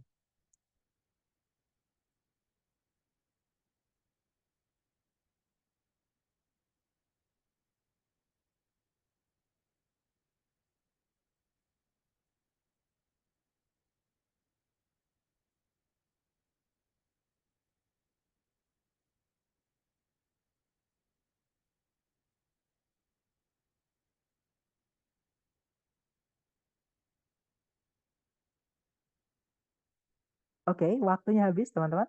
Dan saya lihat ada jawaban alpha, ada juga jawaban bravo, dan ada juga jawaban delta. Oke, mari kita cek bareng. Seperti biasa, dicari dulu kata kerja sebagai predikat, teman-teman. Kalau ditarik dari depan ke belakang, di situ ada predikat yaitu starts. Subjeknya adalah glass. Nah, di depan sendiri tadi kita melihat ada when, itu conjunction, teman-teman. Ya kan? Ada conjunction, subjeknya adalah intensive, tapi belum ada predikat. Ya sudah, tugas kita di sini adalah mencarikan predikat. Otomatis yang cari pasti salah ya, teman-teman. Karena verb ing sebelumnya tanpa auxiliary tidak bisa jadi predikat. Materi kita hari pertama. Oke. Nah, jadi antara alpha, auxiliary verb, bravo, auxiliary verb. Nah, kalau yang delta ini kita harus cek dulu. Oke. Apakah directed ini verb 2 ataukah dia verb 3? Cara mengetahuinya, nah tanpa mengetahui artinya teman-teman, di situ ada bentuk pasif yaitu be verb 3, been directed. Otomatis ini adalah jenis kata kerja yang butuh objek karena bisa dipasifkan. Ya. Nah, sekarang kita lihat di setelah titik-titik. Itu ada objeknya nggak sih, teman-teman? Di setelah titik-titik itu ada kata kerja ada kata benda sebagai objek nggak? Ada at di situ ya, teman-teman. At itu preposisi. Preposisi itu merubah kata benda setelahnya menjadi keterangan. Dan keterangan tidak bisa jadi objek. Oke, artinya di sini ini tidak ada objeknya. Nah, kata kerja butuh objek, tidak ada objeknya, berarti pasif. Oke, jadi directed ini dia verb 3. Verb 3 tanpa auxiliary sebelumnya tidak bisa jadi predikat. Jadi yang delta tidak bisa, teman-teman. Nah, jadi pilihan kita hanyalah alpha atau bravo. Oke, bedanya yang alpha itu ada susunan to be-nya, yaitu been, teman-teman. Been itu juga verb 3 ya. Sorry, dia adalah to be, bentuk verb 3 dari to be, teman-teman. Kenapa kok dibentuk verb 3? Karena sebelumnya ada has, teman-teman. Auxiliary has itu gandengannya adalah verb 3. Jadi kalau setelahnya mau diikuti auxiliary to be-nya harus menghormati gitu ya. Harus ngikut auxiliary sebelumnya. Karena has itu harus diikuti verb 3, maka be-nya dirubah jadi verb 3. Jadinya been. Seperti itu. Nah, baru setelahnya been ini boleh diikuti verb ing atau verb 3. Karena to be boleh diikuti verb ing atau verb 3. Nah, ini verb 3, teman-teman. To be diikuti verb 3 itu pasif. Sedangkan yang bravo, has itu bukan to be. Dan memang gandengannya verb 3. Jadi has verb 3 itu aktif. Nah, bedanya pasif sama aktif adalah kalau aktif, kata kerjanya butuh objek, ya harus ada objeknya. Kalau misalkan tidak ada objeknya seperti ini, maka harus kita pasifkan. Ya, berarti cari yang susunan to be plus verb 3. Jadi jawaban yang benar adalah yang alpha, teman-teman. Sorry, yang alpha. Ya, kalau yang bravo itu pasif, teman. Maksudnya aktif, maaf. Karena nggak ada to be-nya. Cuman ada auxiliary has gitu ya. Nah, nanti kalau dibaca, when intense heat has been directed at silica sand, glass starts to form. Kalau diartikan, ketika suhu tinggi atau suhu panas yang sangat intens, sangat kuat, telah diarahkan atau telah didekatkan pada pasir silika, kaca mulai membentuk seperti itu atau mulai terbentuk karena form itu bisa aktif, bisa butuh objek, bisa tidak, teman-teman. Gitu ya. Lanjut lagi ke nomor berikutnya. Caranya sama. Sorry, dicoba dulu waktunya 30 detik dimulai dari sekarang. Silahkan teman-teman. Sorry.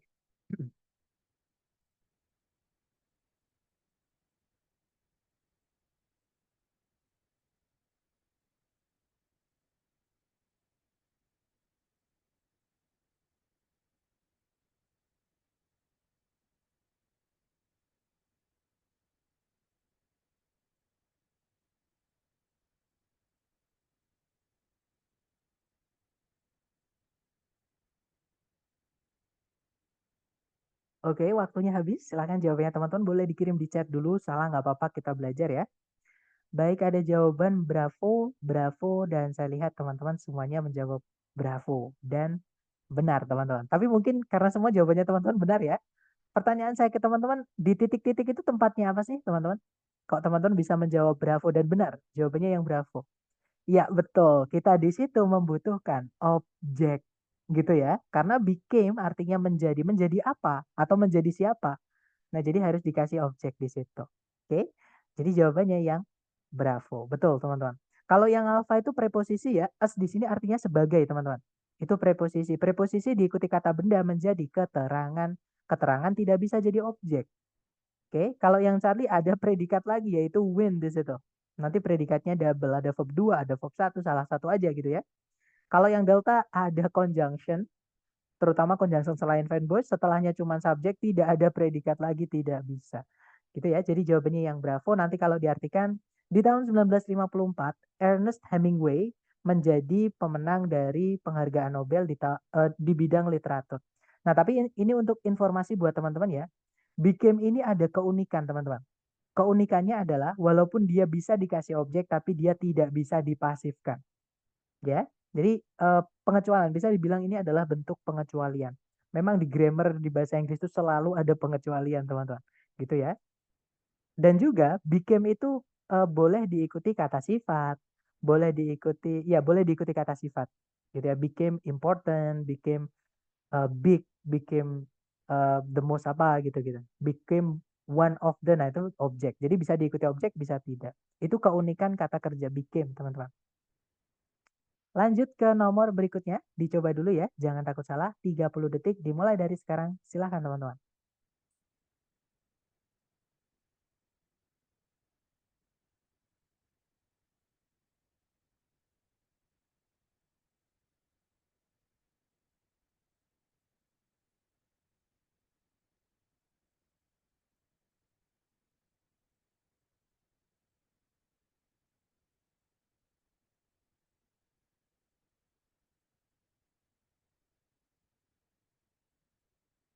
Oke, waktunya sudah habis. Cuman di sini saya agak kaget ya teman-teman.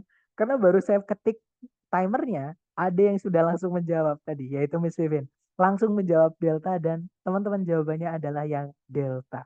Mungkin Miss Vivin tadi mempelajari yang sesi sore ya, atau mungkin tadi ikut sesi sore. Jadi gini teman-teman, di sini ada kata kerja yang unik, yaitu kata kerja makes. Makes itu adalah termasuk ke dalam salah satu kata kerja. Ini make yang artinya menjadikan ya, bukan yang artinya membuat. Tapi yang artinya menjadikan atau membuatkan bisa. Bukan membuat tapi membuatkan teman-teman. Gitu ya. Nah, makes yang artinya menjadikan atau membuatkan, dia adalah jenis kata kerja yang membutuhkan dua objek. Ya, atau sebutannya kalau di buku itu adalah ditransitif. Kata kerja yang membutuhkan dua objek. Nah, untuk kata kerja yang membutuhkan dua objek ini, ada pengecualian di kata kerja pasif, teman-teman. Karena objeknya ada dua, ketika dia dipasifkan nanti, salah satunya objeknya itu pindah menjadi subjek. Nah, tapi salah satu objeknya lagi itu tertinggal, teman-teman, di setelah kata kerja. Jadi kata kerja yang butuh dua objek ini ketika dipasifkan boleh punya objek. Nah, untuk daftar kata kerja apa aja yang saya temui di soal structure TOEFL, yang memiliki dua objek atau ketika dipasifkan boleh punya objek sudah saya kirimkan di grup. Nanti saya up ya teman-teman supaya teman-teman catat di buku catatan teman-teman. Jadi ini bisa dibilang pengecualian juga. Gitu ya teman-teman. Nah, di situ ada mix, dia aktif karena verb SES, subjeknya adalah their 10 gram size. Nah, berarti di sini objeknya harus ada dua, teman-teman. Karena menjadikan itu butuh dua objek. Atau kalau kita cek di kamus, itu nanti bentuknya seperti ini. Kalau kita cek di kamus, kita cari kata make. Nah, kita cari, nah seperti ini teman-teman. Ada make somebody something. Jadi menjadikan seseorang sesuatu. Atau membuatkan, kalau di sini artinya membuatkan ya. Jadi, he made her a toy horse. Dia membuatkannya, nya perempuan ya, sebuah mainan kuda. Sebuah kuda mainan. Seperti itu. Jadi objek pertama adalah her. Ya, jadi kalau he itu di objek jadinya her, teman-teman. Bukan she lagi, bukan he made she, tapi he made her. Oke, sama kayak I itu kalau di subjek I, kalau di objek me. I love you, you love me, bukan you love I, gitu ya. Nah, itu objek, teman-teman. Nah, objek lagi adalah a toy horse, itu kata benda. Seperti itu. Atau yang something-something ada nggak ya, teman-teman? Sebentar. Yang artinya menjadikan. Coba kita cari. Ini membuatkan lagi. I'll make you some sandwiches. Saya akan membuatkanmu beberapa sandwich.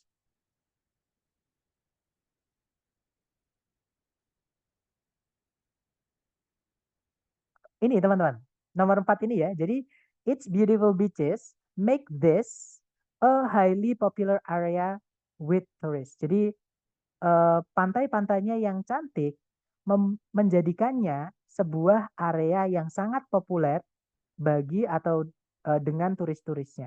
Seperti itu. Nah, contohnya lagi, it was this movie which made him a star, yang menjadikannya seorang bintang. Seperti itu. Jadi dia punya dua objek seperti ini. Nah, nanti akan saya up ya. Nanti mohon dicatat teman-teman. Jadi di sini kita butuh satu objek lagi. Jadi jawabannya yang tepat adalah yang delta. Tadi saya lupa menyampaikan ya teman-teman, mohon maaf. Tapi sekarang untungnya ada soal yang saya sematkan berbentuk ini seperti itu. Nah, untuk yang alfa ada predikat lagi, jadi nggak bisa, teman-teman. Nah, mungkin yang bravo kalau kata kerjanya bukan mix, itu bisa, teman-teman. Benar gitu ya, karena sudah ada objek, berarti ini kan tempatnya keterangan. Kan gitu ya normalnya. Tapi karena mix ini butuh dua objek, ya kita carikan satu objek lagi, seperti itu. Nah, ada pertanyaan nih, khusus mix aja ya, Mister? Atau ada kata lain yang seperti itu? Ada kata lain nih. Jadi beberapa kata kerja itu termasuk ke dalam kata kerja yang ditransitif. Tapi cuma sedikit kok teman-teman. Yang saya temukan di tes selama ini, entah itu yang diprediksi atau tes yang asli dari TS ya, itu sudah saya tuliskan di list, itu cuma dikit kok. Nggak sampai 20 kayaknya. Jadi cuma belasan atau mungkin nggak sampai 10. Saya lupa, nanti bisa teman-teman cek gitu ya. Intinya dikit gitu teman-teman. Apa namanya, kata kerja yang dia itu membutuhkan dua objek. Nah, kata kerja yang membutuhkan dua objek, dia itu menjadi pengecualian di pasif, passive voice, yaitu ketika dipasifkan, dia masih tetap boleh punya objek seperti itu. Nah, nanti saya share kembali, Mas. Jadi, sebenarnya tadi di sesi sore sudah saya share di grup, tapi nantinya pastinya teman-teman pasti ada yang terlewat tadi ya. Nanti saya up atau saya share lagi. Kalau misalkan ada nomor baru yang dimasukkan admin, seperti itu. Nah, jadi yang Bravo nggak bisa, teman-teman, karena itu keterangan kita butuhnya objek lagi. Nah, kalau yang Charlie ada predikat lagi, ada subjek lagi, nggak ada conjunction, tidak bisa. Nah, jadi jawabannya yang delta. Nanti kalau diartikan, ukurannya yang 10 gram itu menjadikan kelelawar-kelelawar bumblebee, mamalia yang paling kecil secara berat badan. Jadi ini jari manusia, ini ukuran kelelawarnya. Jadi kecil banget gitu, teman-teman. Kita lanjut ke nomor berikutnya ya. Dicoba lagi, jangan takut salah teman-teman. Silahkan 30 detik dimulai dari sekarang. Silahkan.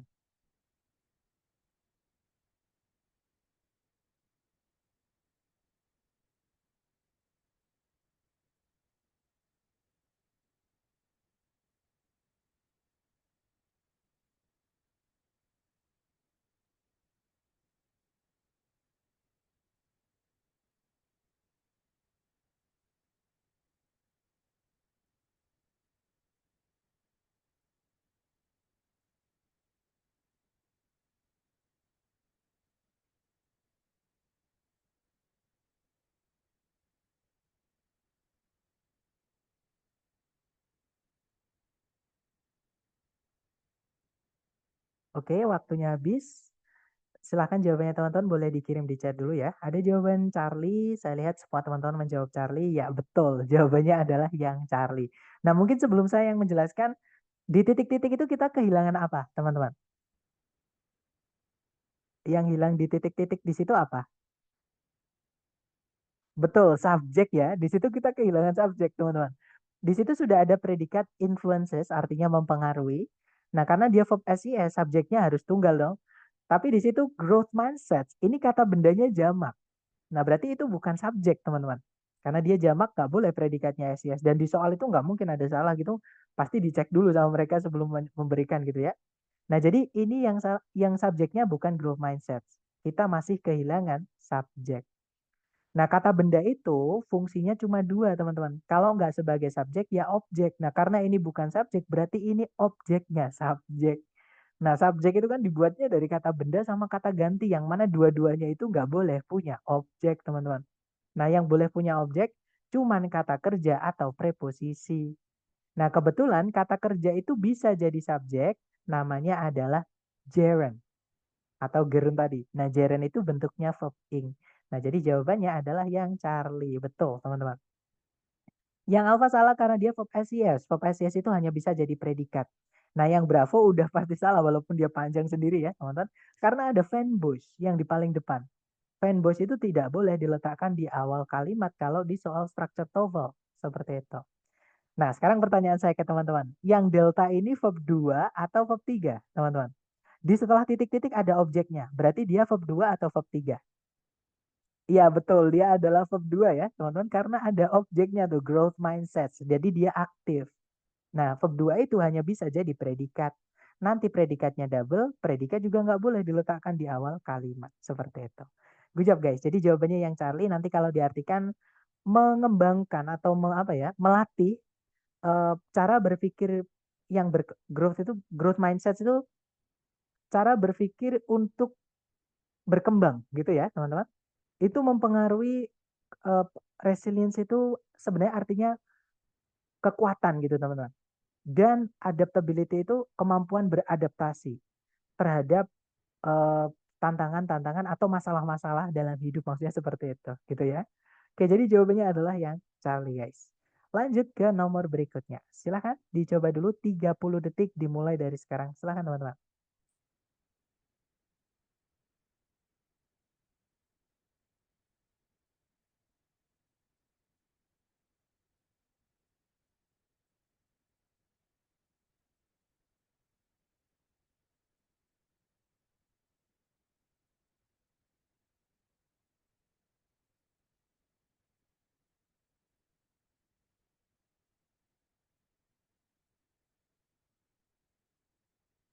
Oke, waktunya habis dan ada jawaban Alpha dan juga Bravo ya, saya lihat.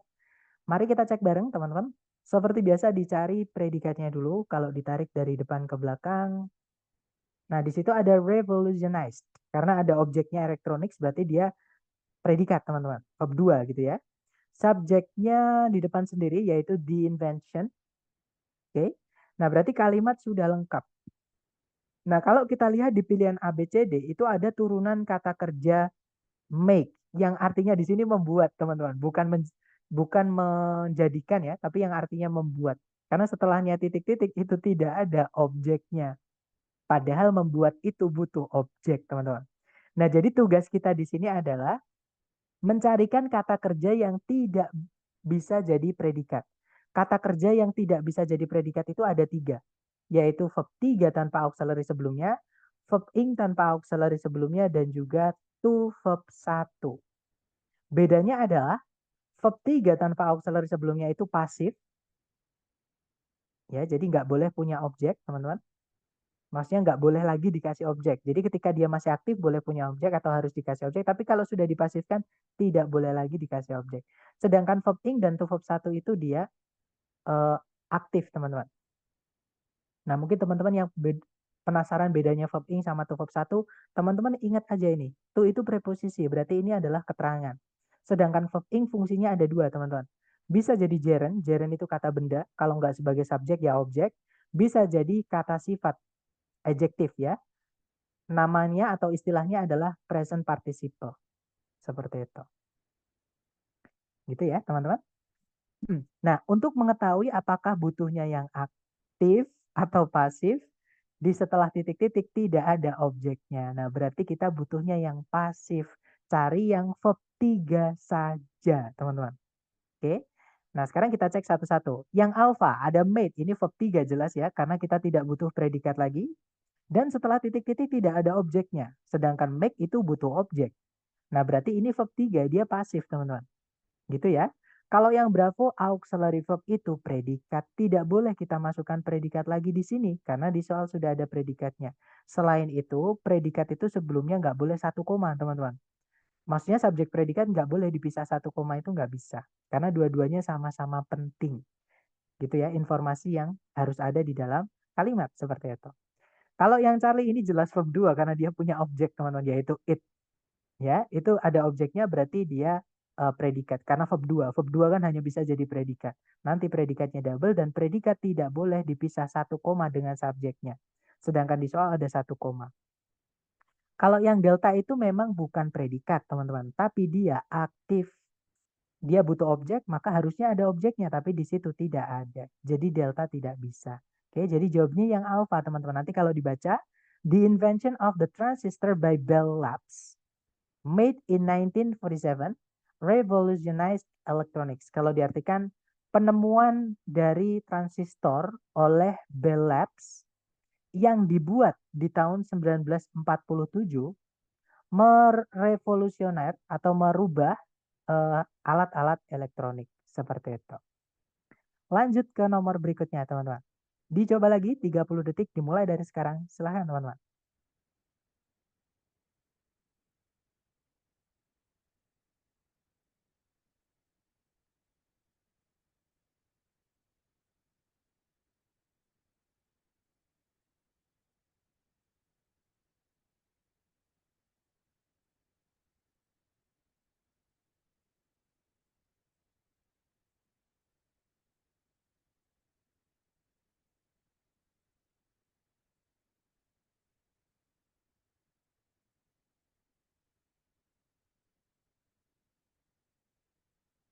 Oke, waktunya habis, teman-teman. Dan saya lihat ada jawaban Charlie. Charlie, sepertinya semuanya menjawab Charlie ya. Kita cek bareng. Cari predikatnya dulu. Di situ ada kata were. Subjeknya adalah Egyptian hieroglyphs. Kemudian nggak ada predikat lagi ya, teman-teman. Juga tidak ada conjunction yang menghubungkan dua SP. Berarti kalimat ini sudah lengkap. Nah, kalau kita lihat di pilihan A, B, C, D. Pertanyaan saya ke teman-teman. Oh, teman-teman semua menjawab Charlie ya. Berarti yang alpha udah pasti buat teman-teman nggak bisa. Pertanyaan saya gini deh. Yang alpha ini kenapa nggak bisa? Atau kenapa yang alpha ini salah, teman-teman?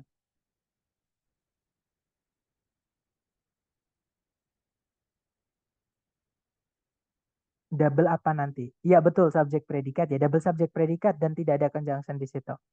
Kalau yang Bravo di situ ada predikat sama sih. Alasannya karena tidak ada conjunction. Minimal fanboys lah di situ ya untuk menghubungkan word ini sama curve. Tapi nggak ada di situ. Di pilihan Bravo juga nggak ada.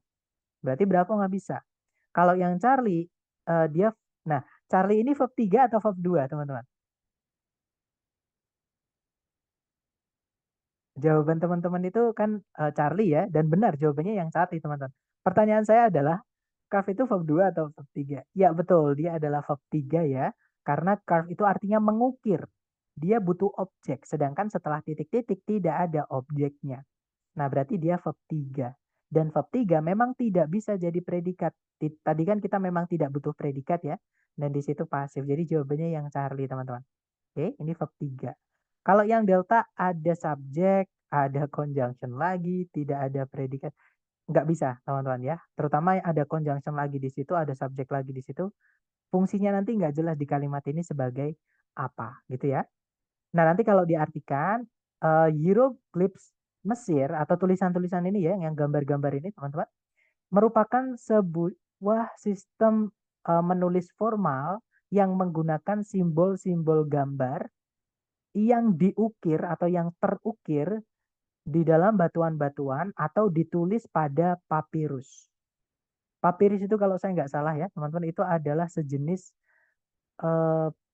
pohon atau sejenis tanaman gitu ya yang mungkin di zaman Mesir itu dibuat sebagai kertas atau sebagainya gitu ya teman-teman. Oke lanjut lagi ke nomor berikutnya. Silahkan dicoba dulu 30 detik dimulai dari sekarang silahkan teman-teman.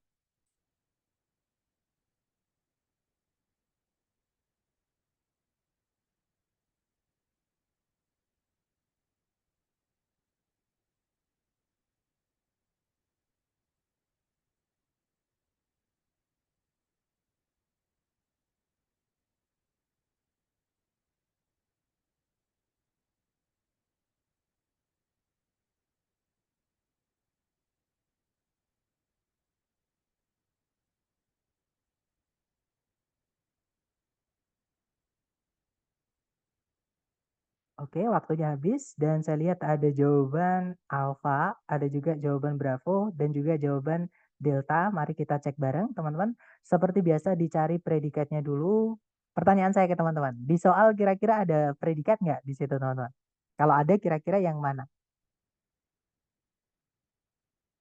Ya, betul. Expanded itu verb 2 karena dia ada objeknya yaitu our knowledge. Gitu ya.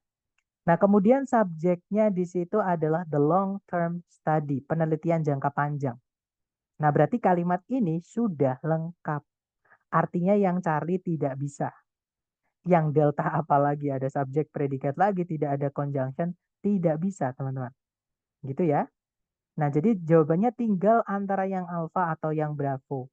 Nah, tapi yang alfa ini kita harus pastikan dulu. Kalau dia verb 2, nggak bisa jadi jawaban, teman-teman. Kalau dia verb 3, bisa jadi jawaban. Nah, pertanyaan saya lagi ke teman-teman. Conducted ini verb 2 atau verb 3? Oke, jawabannya betul. Dia adalah verb 3. Alasannya, kenapa? Bukan tidak perlu objek, tapi tidak ada objeknya, Miss. Jadi kendak itu butuh objek, teman-teman. Perlu objek dia. Karena kita nggak mungkin hanya bilang ke seseorang, orang itu sedang melakukan di sana. Nah, sedang melakukan malah jadi nggak enak. Artinya kayak ambigu gitu ya, teman-teman. Orang itu sedang melakukan di sana. Kan melakukan apa? Jadi kayak negatif gitu ya. Jadi melakukan itu harus dikasih objek. Misalkan orang itu sedang melakukan eh, ibadah di sana. Jadi positif gitu ya, teman-teman. Orang itu sedang melakukan penelitian di sana, misalkan gitu. Jadi melakukan itu harus dikasih objek. Nah, kalau ada kata kerja yang butuh objek, ya harus dikasih objek. Tapi di setelah titik-titik itu langsung nabrak preposisi by, artinya itu keterangan, bukan objek ya. Nah, kata kerja yang butuh objek, kok nggak ada objeknya, maka harus dipasifkan. Berarti conducted ini dia pasif, yaitu verb 3. Atau istilahnya di buku past participle. Gitu ya, teman-teman. Nah, berarti langsung ketemu deh. Maksudnya langsung ketemu deh ya, teman-teman. Karena tadi kita sudah jelaskan kalau di situ tidak ada objeknya. Sedangkan conduct butuh objek. Kalau yang bravo, salahnya adalah dia aktif. Nggak ada objeknya, nggak bisa. Karena nanti informasinya tidak lengkap. Ada yang hilang gitu, teman-teman. Melakukan oleh Jane Goodall. Nah, kan nggak enak. Melakukan apa di sini? Kan gitu, teman-teman. Jadi lebih enak dilakukan atau dilaksanakan oleh Jane Goodall penelitian jangka panjang mengenai simpanse di alam liar itu mengekspansi atau memperluas gitu ya wawasan kita mengenai perilaku primata. Seperti itu. Jadi jawaban yang tepat adalah yang alfa guys, yaitu verb 3 di situ. Lanjut lagi ke nomor berikutnya. Dicoba dulu ya, jangan takut salah teman-teman. 30 detik dimulai dari sekarang. Silahkan.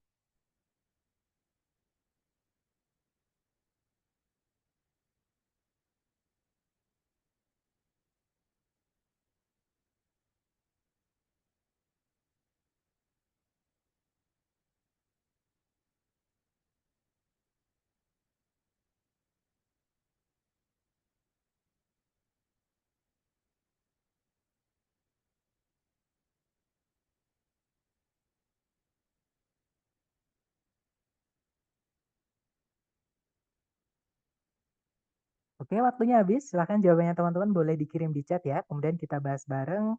Ada jawaban Bravo. Saya lihat teman-teman ada juga Charlie ternyata. Saya kira semuanya menjawab Bravo. Antara Bravo atau Charlie. Kita cek bareng ya teman-teman.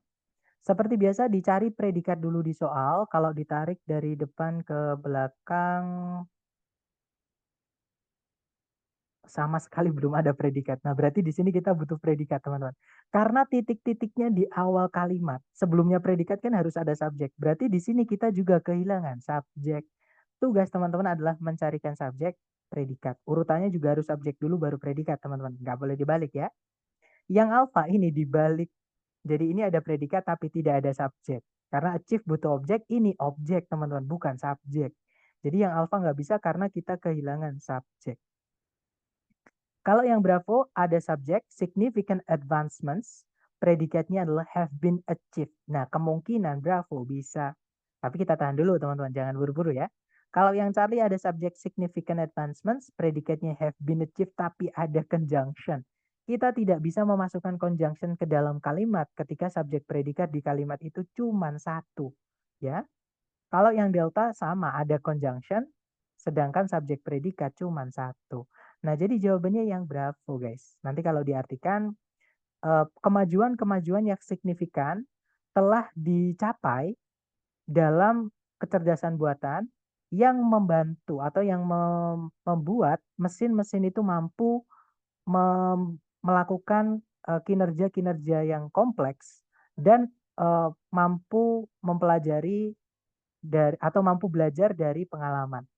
Karena ada istilah kalau saya nggak salah ya, correct me if I'm wrong guys,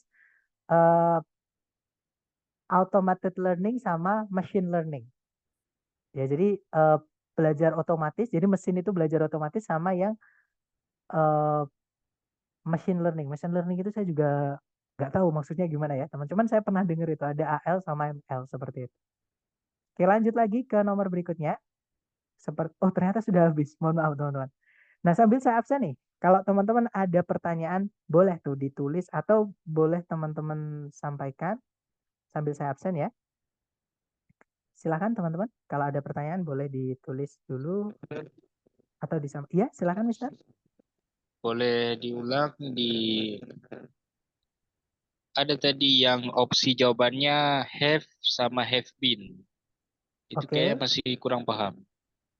Oh, baik, siap Mister. Sebentar, saya absen ya. Oke. Sudah selesai saya absen. Sekarang kita kembali ke soal yang tadi aktif sama pasif di pilihan ganda yang alpha sama bravo tadi kalau nggak salah ya. Yang alpha ada have been, yang bravo cuman have verb 3 saja. Nah, ini teman-teman. Oke.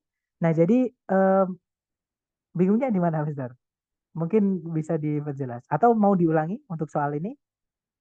Iya, penjelasannya boleh diulang yang pilihan opsi A sama B. Oke, baik. Jadi di soal ini kan tadi kita membutuhkan predikat satu lagi ya. Jadi di soal ada predikat yaitu starts, subjeknya glass, tapi ada conjunction selain fanboys. Dan conjunction selain fanboys itu hanya menghubungkan dua subjek, dua predikat. Artinya di sini kita harus masukkan subjek lagi yang mana sudah ada. Nah, tapi predikatnya yang belum ada. Berarti tugas kita hanya mencarikan predikat. Kalau teman-teman masih ingat, predikat itu hanya dibuat dari verb 1. Kalau nggak gitu verb SIS ya teman-teman. Kemudian verb 2 dan juga auxiliary verb. Nah, mungkin sekali lagi teman-teman kita mereview auxiliary verb ini ya. Auxiliary itu ada 4 teman-teman. Ada yang masih ingat auxiliary itu apa aja? Teman-teman boleh buka catatan, boleh. Oke, yang pertama ada do, keluarganya do ya, yaitu do, does, did, teman-teman. Do, does, sama did. Kalau lampau pakainya did gitu ya. Nah, verb keberapa? Kalau pakai, bukan auxiliary verb 1, maksud saya auxiliary verb teman-teman. Gitu ya, sebentar. Saya kasih pembatas supaya teman-teman bisa membedakan judulnya dan penjabarannya. Gitu. Do, does, did itu verb keberapa teman-teman? Gandengannya. Verb 1. Verb 1, that's right. Kemudian auxiliary yang kedua adalah dari keluarga to be, yaitu is, am, are. Kalau lampau ya pakainya was atau were ya teman-teman. Atau ada to be itu yang nggak bisa berdiri sendiri sebagai auxiliary. Jadi ketika ada auxiliary lain mau dimasukkan to be setelahnya, itu bisa, yaitu kalau pakainya modal, nanti setelahnya mau diikuti to be, maka be. Gitu ya. Kemudian kalau have, setelahnya mau diikuti to be, pakainya been. Kemudian kalau to be, setelahnya mau diikuti to be lagi, itu pakainya being yang kedua gitu ya. Jadi is, am, are dulu atau was, were dulu, baru setelahnya kalau mau diikuti to be, pakainya being. Nah, to be ini boleh diikuti dua jenis kata kerja. Betul, Miss Alfiana, yaitu kalau nggak verb ing, ya verb 3. Bedanya kalau to be verb 3, itu dia pasif. Kalau verb ing, dia aktif. Gitu ya. Nah, kemudian ada keluarga yang sebentar teman-teman sambil saya ini ya, karena posisinya kayaknya nggak enak banget gitu. Nah, kemudian yang ketiga ada dari keluarganya have, artinya sudah atau telah. Keluarganya cuma 3 ya, yaitu have, kemudian has, kemudian had. Teman-teman, kalau lampau pakainya had ya, kalau present pakainya have atau has tergantung subjeknya. Nah, untuk have has had ini, betul Mister, yaitu verb gandengannya adalah verb 3 dan harus verb 3. Setelah have has had, wajib verb 3 teman-teman. Dan yang terakhir adalah dari keluarganya modal auxiliary. Nah, modal auxiliary ini setiap kata artinya beda-beda gitu ya. Contohnya will itu artinya akan, yang biasanya kita sebut sebagai future tenses, gitu ya. Itu sebenarnya cuma penambahan modal will ini. Gitu ya, teman-teman. Jadi kalau saya ditanya will itu apa? Itu bukan future. Memang dipakai untuk future, tapi sebenarnya dia juga masuk ke dalam present, teman-teman. Seperti itu.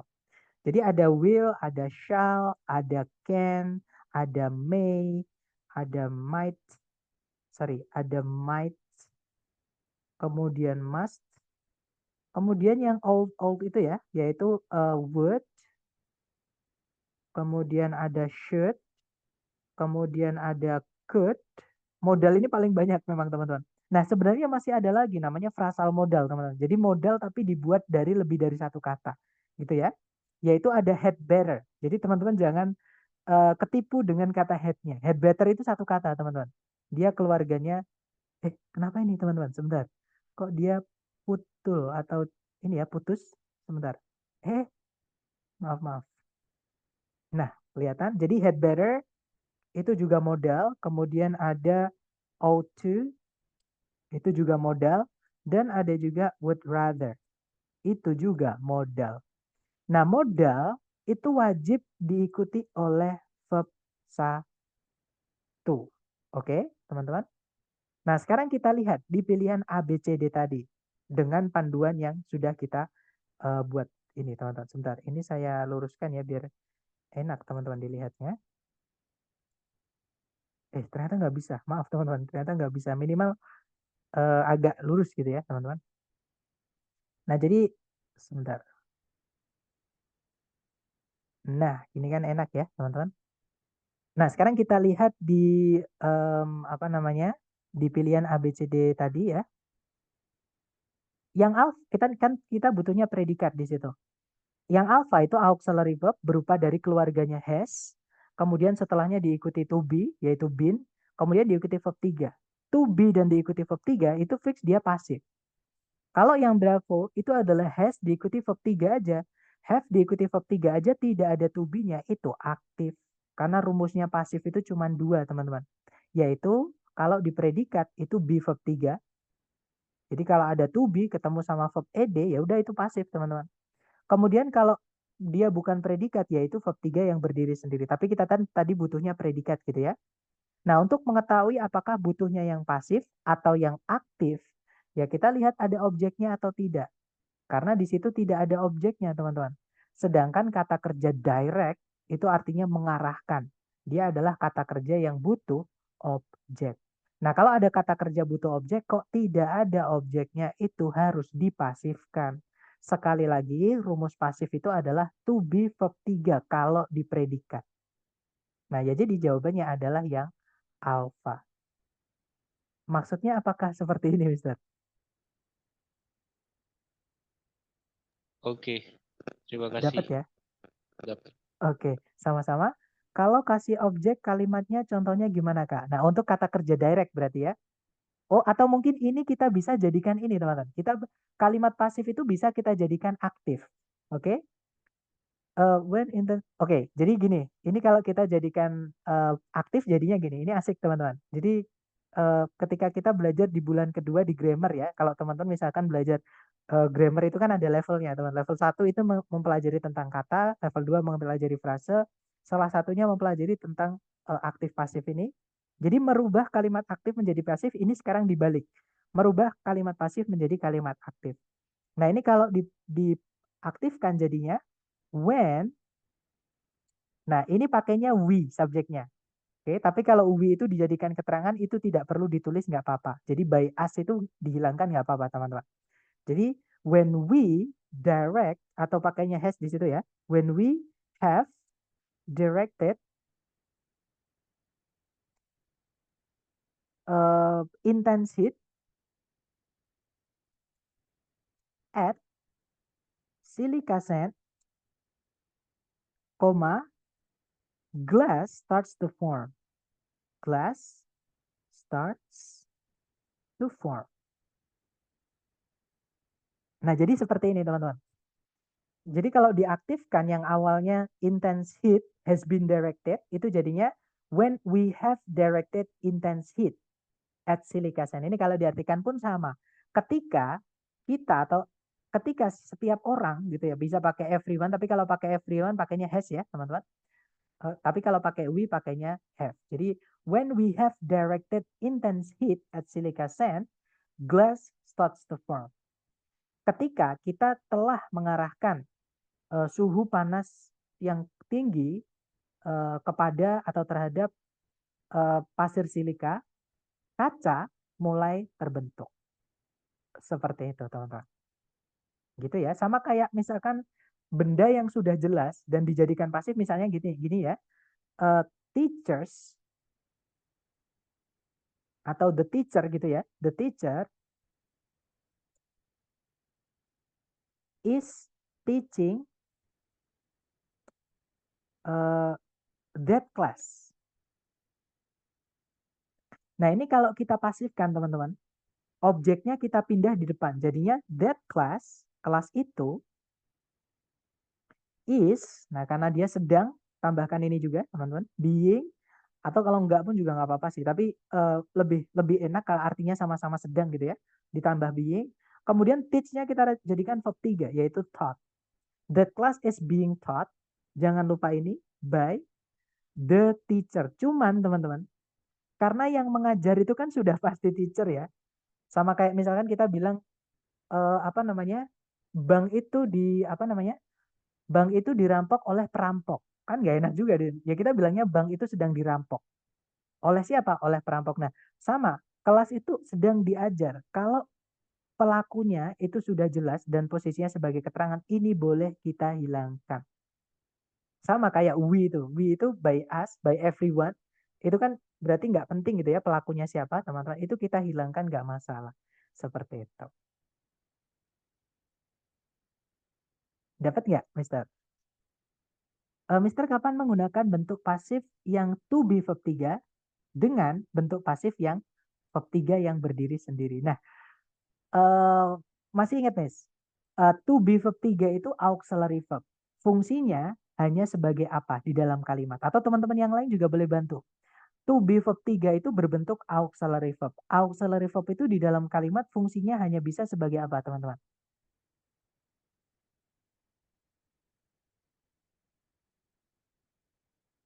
Boleh lihat catatan ya, teman-teman. Boleh lihat catatan. Itu materi kita hari pertama loh ya. Auxiliary verb. Iya, Terang. betul.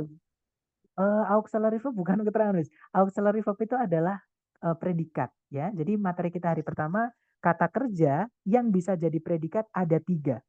Yang pertama adalah verb 1 atau verb SIS, yang kedua adalah verb 2, dan yang ketiga adalah auxiliary verb. Nah, sekarang saya balik pertanyaannya. Auxiliary verb fungsinya sebagai apa? Sebagai predikat atau kata kerja yang menjadi predikat. Seperti itu. Gitu ya. Nah, jadi kalau pertanyaannya be verb 3 apa bedanya sama verb 3? Be verb 3 itu posisinya sebagai predikat. Contohnya ini. Is being taught. Ada to be, bahkan to be-nya di sini ada 2 ya, teman-teman. Bedanya to be-nya yang pertama ini artinya sedang, to be-nya yang kedua ini merubah kata kerjanya artinya supaya pasif. Seperti itu. Untuk dipredikat ya. Jadi is being taught seperti itu. Nah, tapi kalau dia verb 3 yang berdiri sendiri tanpa auxiliary sebelumnya, dia bukan predikat. Contoh ya, teman-teman. Misalnya adalah rumah yang sedang dijual di seberang jalan itu adalah miliknya Mr. P. Contohnya gitu. Jadi dalam bahasa Indonesia, rumah yang sedang dijual di sana itu adalah milik Mr. P. Misalkan ya teman-teman. Nah ini kalau diinggriskan the house. Nah ini kan ada yang-nya teman-teman. Berarti ini bukan predikatnya. Karena predikat itu bukan yang. Yang itu miliknya kata sifat. Contohnya rumah yang besar. Kucing yang imut. Gadis yang baik. Pria yang tampan. Keluarga yang bahagia. Nah yang bahagia, yang mapan, yang cantik, yang lucu, imut tadi ya. Itu adalah kata sifat. Dan kata sifat itu menjelaskan kata benda. Gitu ya. Jadi itu bukan predikat teman-teman. Yang sedang dijual, yang sedang dulu jadikan being. Dijual, nah sudah ada to be, tinggal masukkan verb 3-nya. Dijual itu sell berarti verb 3-nya sold. The house being sold over there, atau there aja juga nggak apa-apa sih teman-teman. Jadi boleh pakai over there, boleh there saja. Jadi the house being sold over there boleh, atau the house being sold there. Boleh pakai is Mr. P atau belongs to Mr. P. Jadi predikatnya di sini adalah kata kerja belong, teman-teman. Yaitu verb SCS, gitu ya. Nah, itu ada verb ing, verb 3 ya. Jadi being, be verb 3 di situ dia berbentuk gerund, teman-teman. Jadi being, atau kalau nggak pakai being juga nggak apa-apa sih, teman-teman tinggal masukkan verb 3-nya aja. The house sold over there belongs to Mr. P. Jadi rumah yang terjual atau rumah yang dijual di sana itu miliknya Mr. P. Seperti itu. Cuma nanti ada perbedaan makna gitu ya, teman-teman. Kalau the house sold berarti rumah yang sudah terjual. Kalau the house being sold, rumah yang sedang dijual. Seperti itu. Dapat nggak, Miss, untuk perbedaan to be verb 3, to be yang is MR was were ya, tapi karena kalau misalkan be been being itu hanya bisa diikuti auxiliary sebelumnya, teman-teman. Maksudnya sebelumnya harus ada auxiliary-nya. Kalau misalkan being itu kan verb ing ya, sebelumnya nggak ada auxiliary-nya, maka ngikut penggunaan verb ing yang tanpa auxiliary juga. Itu bukan predikat seperti itu. Jadi being verb 3 pun juga bukan predikat. Oke, seperti itu. Apakah dapat, Miss, atau masih bingung? Kalau bingung bisa diperjelas di mana bingungnya gitu ya. Jadi intinya adalah kalau be verb 3 itu predikat, kalau verb 3 aja tanpa auxiliary sebelumnya bukan predikat seperti itu. Auxiliary di sini maksud saya adalah dalam hal auxiliary yang bisa jadi predikat ya, teman-teman, yaitu do, does, did, kemudian is, am, are, was, were. Nah, kalau be, been, being ini makanya di hari pertama saya tidak tulis karena ada penggunaan khusus yaitu harus ada auxiliary lain sebelumnya. Kecuali being. Nanti kita pelajari di hari ke-7, teman-teman.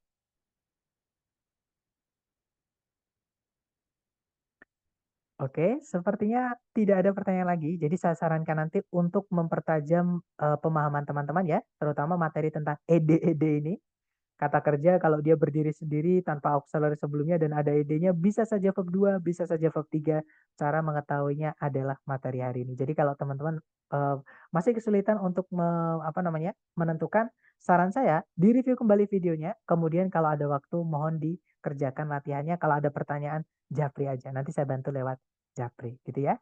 Thank you for your attendance today, guys, and your participations. It's really great to have you today. I'll see you again next time. The last I say, Assalamualaikum warahmatullahi wabarakatuh and good night, everyone. See you next time.